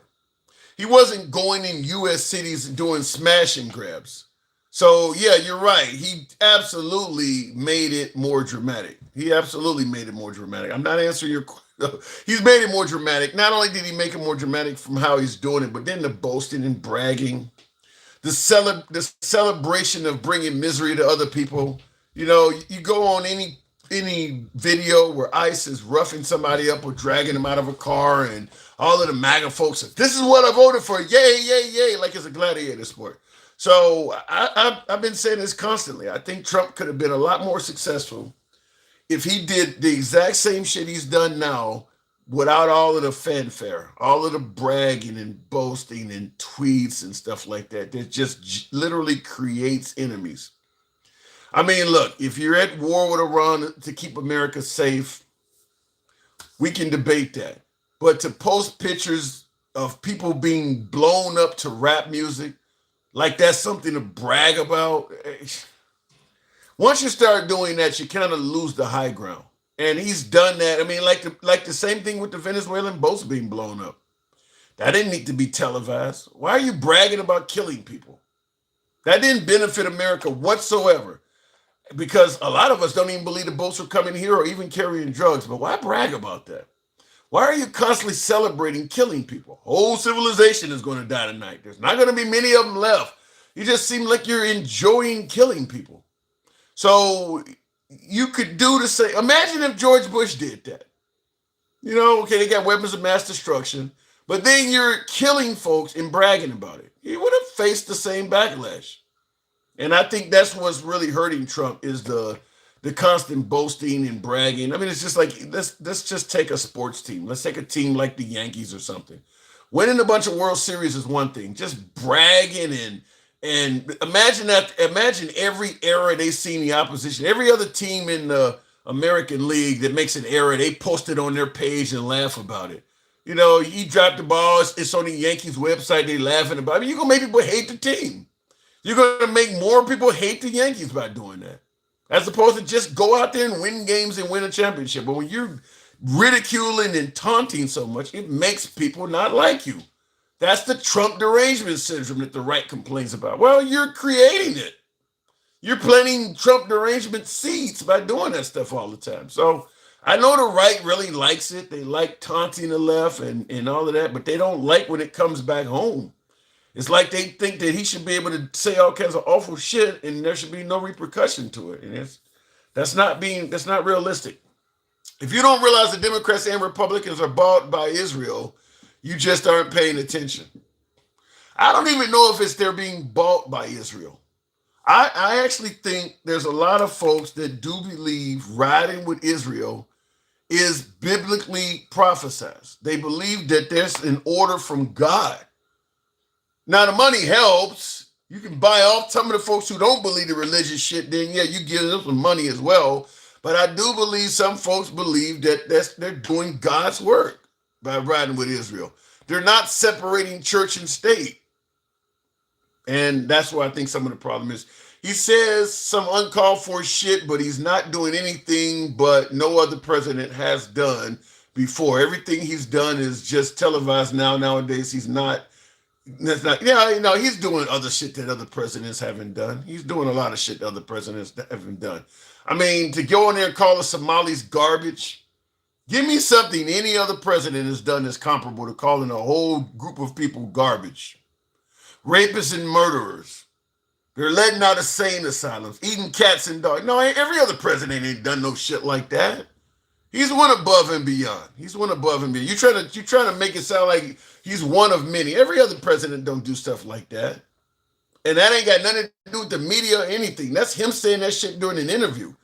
He said cats and dogs doing a televised debate, nothing to do with the internet or the media making them leave. He said it, the cats and dogs comment. Somalis are garbage or something he said during a televised interview. You can't blame that on the media or nothing else. I mean, these are statements coming out of his own mouth. Same thing about their empty and insane asylums and jails. You notice you haven't heard of a single jail or insane asylum being mentioned?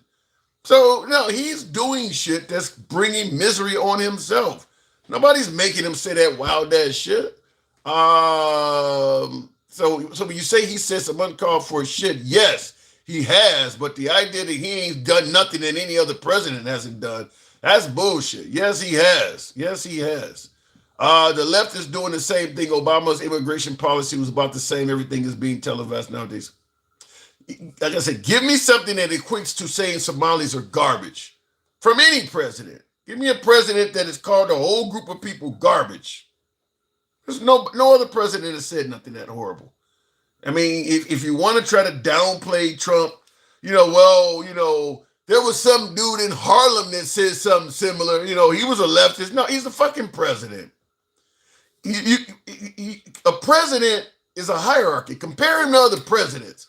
Don't compare him to some dude that was part of Black Lives Matter walking down the street screaming some crazy shit. Well, that guy said it, so the president said it too. They're not in the same category. Give me something the president has said that's been like that. To all of these folks, like I said, you guys are trying to make up stuff to soften the blow. And by the way, he was not supposed to be a typical politician. He's going to drain the swamp and improve things. Now that he's fucking up, well, Obama did it too. Remember, on the right, Reagan was the best until Trump came, allegedly. Why are you comparing them to the guys you think that are the worst presidents? You think Biden was the worst we ever had, or you think Obama was the worst we ever had. So when Trump fucks up, you keep comparing them to those guys. You notice they're not comparing Trump to Reagan at all? Where all of the credit? Where's the hierarchy? Where's the complimentary credits you're giving them that compares to somebody that's good? If you think Biden sucked, then you shouldn't be comparing them to Biden. You should be comparing them to people that did well. Everything you're comparing them to is people you thought that were horrible, which is basically saying, yeah, he's fucking up, but he's not as bad as this guy who's at the bottom. I mean, he's not bottom level yet. I mean, that's not a compliment to Trump. That's an admission that he's doing a terrible job. That you got to compare him to the person you thought was the worst guy there. Yeah, his gas prices are high, but they haven't topped Biden's yet. You were complaining of constant misery under Biden. So if he's getting close to that, then he's doing a really bad job. Compare him to Reagan. I don't ever hear folks on the right comparing Trump to Reagan on anything. That tells you plenty. I don't think he's fucking up with immigration, and I definitely am not a Republican. I'm an independent. Also wasn't talking about Black Lives Matter. I was talking about politicians. No, I don't think he's fucking up with immigration either. But I think that, and I'm not talking to you because if you're not MAGA, I'm thinking that MAGA is celebrating Trump for accomplishments that do nothing to improve their lives. They're celebrating President Trump for accomplishments that make perceived enemies suffer. I like that he's going after the trans. You don't have any trans in your life. I like that he's going after illegal immigrants. Illegal immigrants are not hindering your life at all. I like that he's gotten rid of DEI or he's gotten rid of affirmative action. You still got your job the whole time. DEI or affirmative action didn't affect you at all. You're enjoying him going after things you think that are enemies or wrong for the country, but he's not doing anything to benefit your life. He's not. In fact, the economy's gotten worse. Gas prices have gotten worse. Inflation has gotten worse. Even crime is not necessarily improving under him. So you're celebrating him for things that do not benefit your life at all.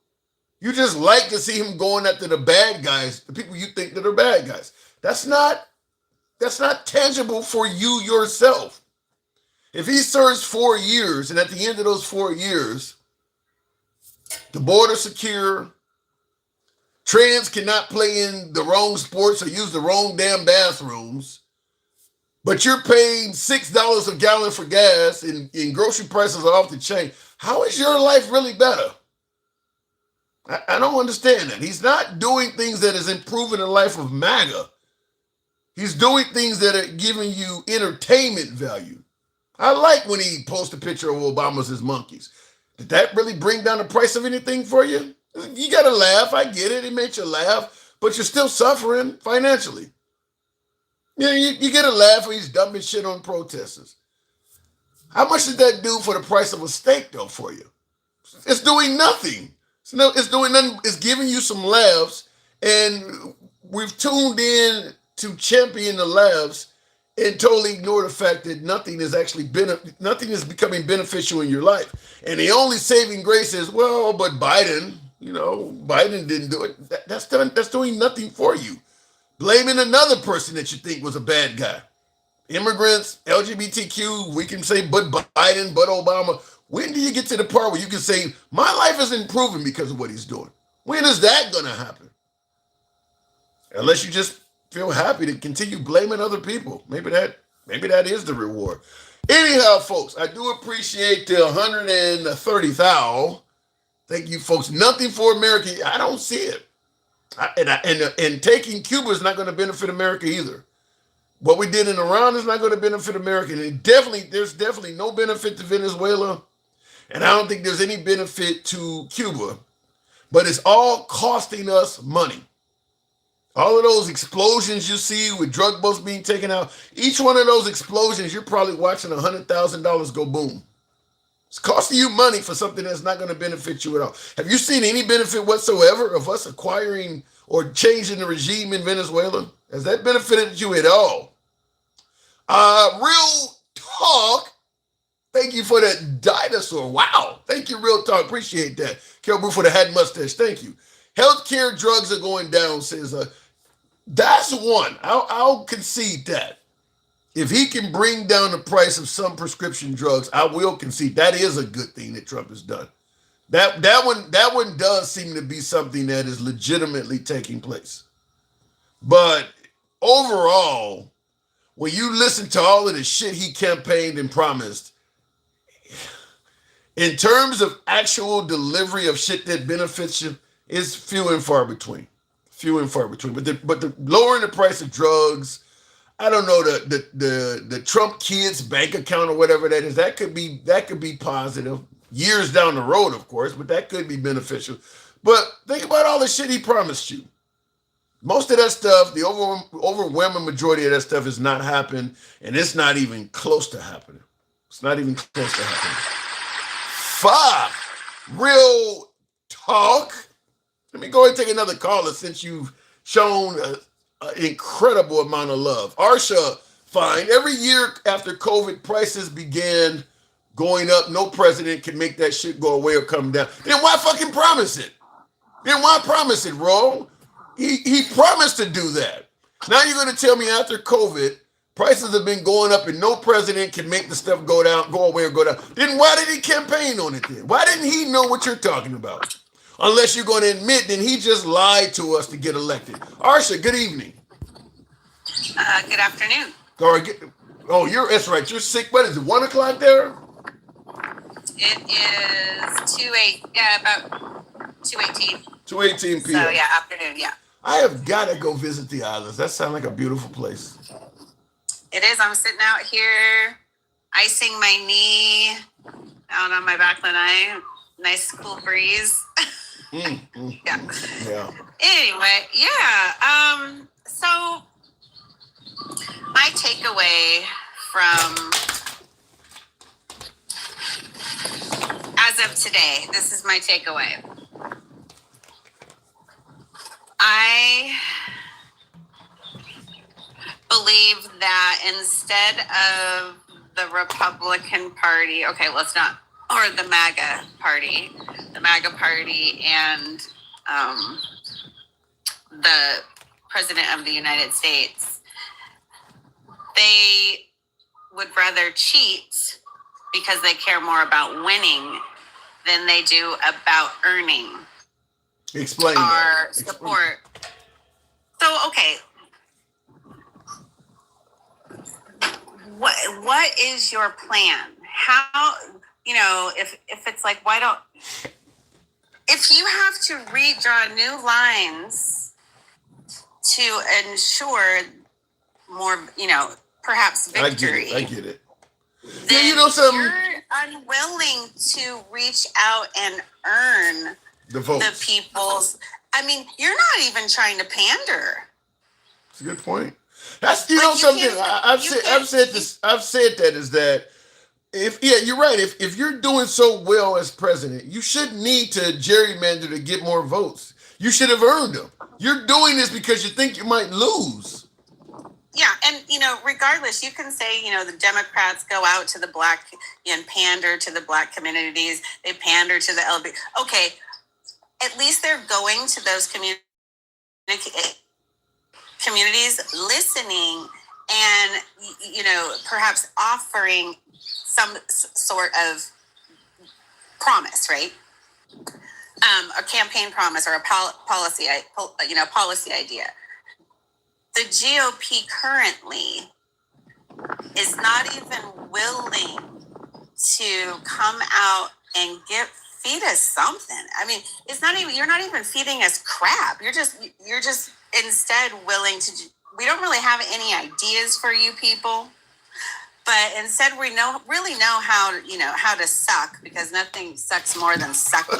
And so, but we're gonna tell you what, all of these things are bad, and we don't need them, and they're horrible for you. But we are not even going to come to the table with a small menu of any sort of anything beneficial to us. You're going to take away things because you don't like them, but you don't have anything to replace it with, and you don't care to even make up a lie of some sort of legislation or policy. You know, that's what, you know, again, they care. Donald Trump cares more about winning than earning. I And understand. he will cheat to do it. I understand Trump.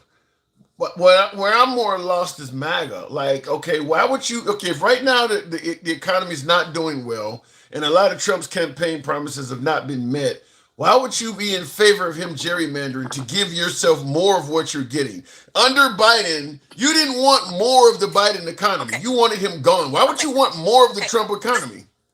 Okay, listen. And then this is where I think it's more about winning. So you know, here you had, you know, GOP, whether it's like Massey or Green or some of these people that became traitors to Trump. Remember, they're not traitors to America; they're traitors to him personally. You know, they had something that they just were not willing to compromise on in their value system, and I think, you know, it is what it is. But okay, so here he supported all of these MAGA loyalists, loyal to Trump, not loyal to the party, loyal to Trump. And what is that person going to be out on the, you know, the next few months campaigning on that is going to help their new constituency that they were handed? They didn't earn that constituency. Other than being like Trump, you know, I didn't hurt Trump's feelings, you know.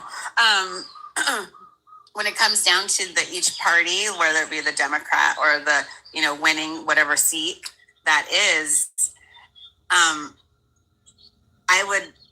think it's going to be a definite tell. Like if in these certain areas that it swings more MAGA seats.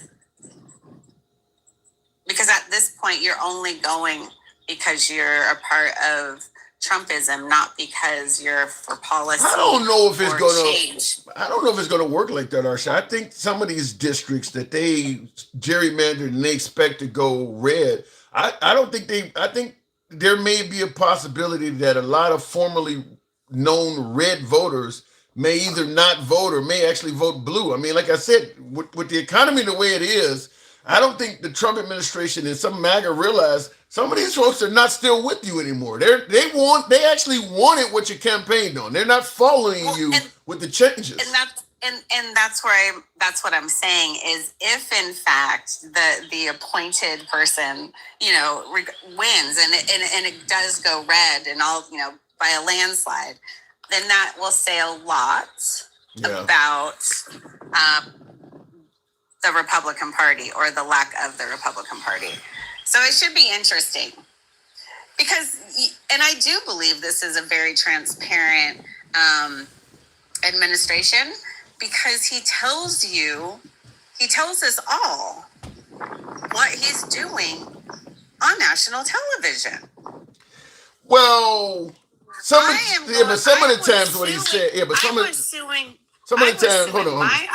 some of the stuff he tells you he's doing on national TV is actually not accurate, though. Oh, Tim, did Donald Trump, even though it wasn't his idea, remember? It wasn't his idea. Didn't Donald Trump sue his own IRS because they leaked his taxes? Yeah. And now he's using his own Justice Department to now strike a deal with his own, who used to be, remember, his personal lawyer. All right. But it's not his idea, and he's going to give it to these. Listen, he is telling you how he is stealing money right in front of your face. And this is how I'm doing it. And yeah, it can't be that crazy. He says it, so it's true. And you know, the interesting thing is we're out here like, oh my gosh, he said that. And we're not trying to take it out of context or anything, because we just saw it.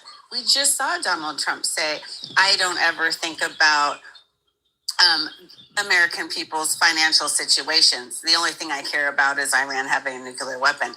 Okay.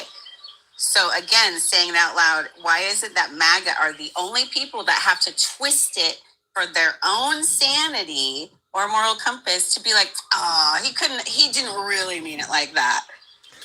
You know something, you raised a good point. And by the way, folks on YouTube, smash that like button. I need you to do that. It helps the algorithm, brings in more MAGA. Of course, this is a MAGA-friendly program. But you're right, Arsha. I have never heard of anyone I've never heard of the phrase, you took this person out of context so much since Trump got in office. Like, he speaks from the hip. He calls it as he sees it. Then why the hell is people taking him out of context so much? People can understand what he's saying. I mean, nobody. Yes, he is very transparent. He's transparent, but you guys can't. It's like they'd rather have faith in him than know what they know. Yeah. I mean, the man said a whole civilization will die tonight. Well, you took that out of context. Like, that's pretty straightforward. But that's not the only thing. Okay. This is just so, I don't know what to say, Tim. I think these people, I mean, and let's talk about this weird rise of young Gen Z men feeling that all their problems, and this is an international problem, that all of their problems are because of women, and where is that happening at? Well, you know what happened in San Diego over, a couple days ago. Those two gentlemen met online. Yeah, but that was a Muslim. You said women. No. But they were a part of the group that, committed the same thing in New Zealand. But they do not discriminate on who they hate more. But it's about women, Jewish people, and the replacement theory, and it's crazy. But we really, need to deprogram what is happening to our young white males, because that ain't a lot of them think that women deserve to be raped and things like this, and it make yes and I mean it's there's something happening. You've heard guys that say women deserve to be raped? Tim, we have seen and heard from a lot of emails and texts of like fringe groups that yes, because they're the reason for their suffering. Damn, I ain't never heard that, and I've heard some pretty crazy shit. This is like an international thing, among, and it's not brown people, brown gentlemen. It's not, or Asians. It is white. It's a movement. I can't remember what the name of it is, but it's like it's one of those incel groups. But yeah, I mean, it's crazy. I've never heard that. In the comments, Tim, I know you're not just going to let them come on the panel and say whatever they want since daddy. No, I'm saying I never heard it. No, you would be able to come on the panel and disagree with her. Listen, I've never heard that before. During a press conference on the 17 and the 18-year-old, they did not know each other personally. They knew each other on this group chat through the internet. That's how they became friends. They came up with this idea. They then took their own lives, and they wrote out. It was a 75-page thing that was. So I'm going based off a live. Because one of my viewers says, Tim, she has no examples of any claims. If she was a man, she would be a misogynist. I'm not saying all. Okay, you want me to find it? Do I need to find it? No, you can send it to me. I got to move it on soon, but you have to send it to me. But that's crazy. Okay, I will send it to you personally, Tim. Again, this was live on. Okay, I'll get it to you. Right. No, I'm not lying about it. I'm not accusing you of lying. I'm just simply saying I've never heard this before. That's stunning. I've never heard anything like that. That deserves to be great. Wow, that's stunning. And the thing, and one thing I'll say about the 1 point, however many $billion that miraculously appeared, why wasn't that going to help children get free lunch? Why isn't going to help women with childcare so that they can, I don't know, choose to have a baby instead of worry about the cost of having one and raising one? They could, so many things could be done with that. And yeah, the tariffs and everything that's being used to fund our no, I agree with you. Listen. When it comes to how Trump is spending money and asking the question, well, why wouldn't this money go to people that need it? I'm 100% in agreement with you. But I've said it's kind of like the whole Tupac thing: money for war, but can't feed the poor. The issue is they don't spend money unless it can make money. Like war is profitable, feeding the poor is not. So it's money laundering right in front of your face. It's profitable. Money laundering is profitable. He's laundering money. He is the most transparent president of chaos we have ever had. He's going to be, you always say, what is he going to be known for? Chaos. I agree with that. President of chaos. That's what Nikki Haley said. You can't replace chaos with more chaos. I got to move it on, though, Arsha. That's what we got. That's our guy. That's who is running the country. We voted him in. We got to deal with him. Facts, unfortunately. But yeah, we are still here, Tim. We are still here. Enjoy those islands. Sounds beautiful behind you. Appreciate it. All right. Thank you. And yeah, I mean, I haven't heard that. Somebody in the comments said they were talking about AOC needed to be graped. He said they've heard that several times. I have not heard it. That's crazy though. Florida Blondie, you and MAGA can't think for yourself. You know, Florida Blondie, you had asked a question earlier when I was talking about under Trump, the MAGA folks are not benefiting that much. And you brought up Kamala Harris and said, what have she done or whatever. This is what I keep saying on this. When the economy sucked under Biden, when gas prices were high under Biden and eggs and all this other stuff we were talking about, Biden took a lot of flack for that, even from the left. We were constantly criticizing how bad things was under the Biden economy. Now that things suck under the Trump economy, when you try to hold Trump accountable, MAGA wants to go back and talk about Biden again. That's not only is it irrelevant, it's stupid. Biden took his lumps for his misgivings when he was in office. Now Trump is in office and failing in the solution. Well, let's go back and talk more about Biden. No, when Biden was fucking up, we talked about Biden. When Trump is fucking up, we talk about Trump. I don't know why that is. Gas prices are high. Well, you know, they weren't this high under Biden. Biden is gone. You know, I've often asked folks that keep talking about Trump derangement syndrome to define what derangement syndrome actually is, because I strongly believe many of them have it. You know what Trump derangement syndrome is, but if you drop Trump's name, you'd realize a lot of them have it. Ask anybody, what does Trump derangement syndrome means? You can't keep his name out of your mouth. You're constantly talking, well, that's the same shit you're doing for the left.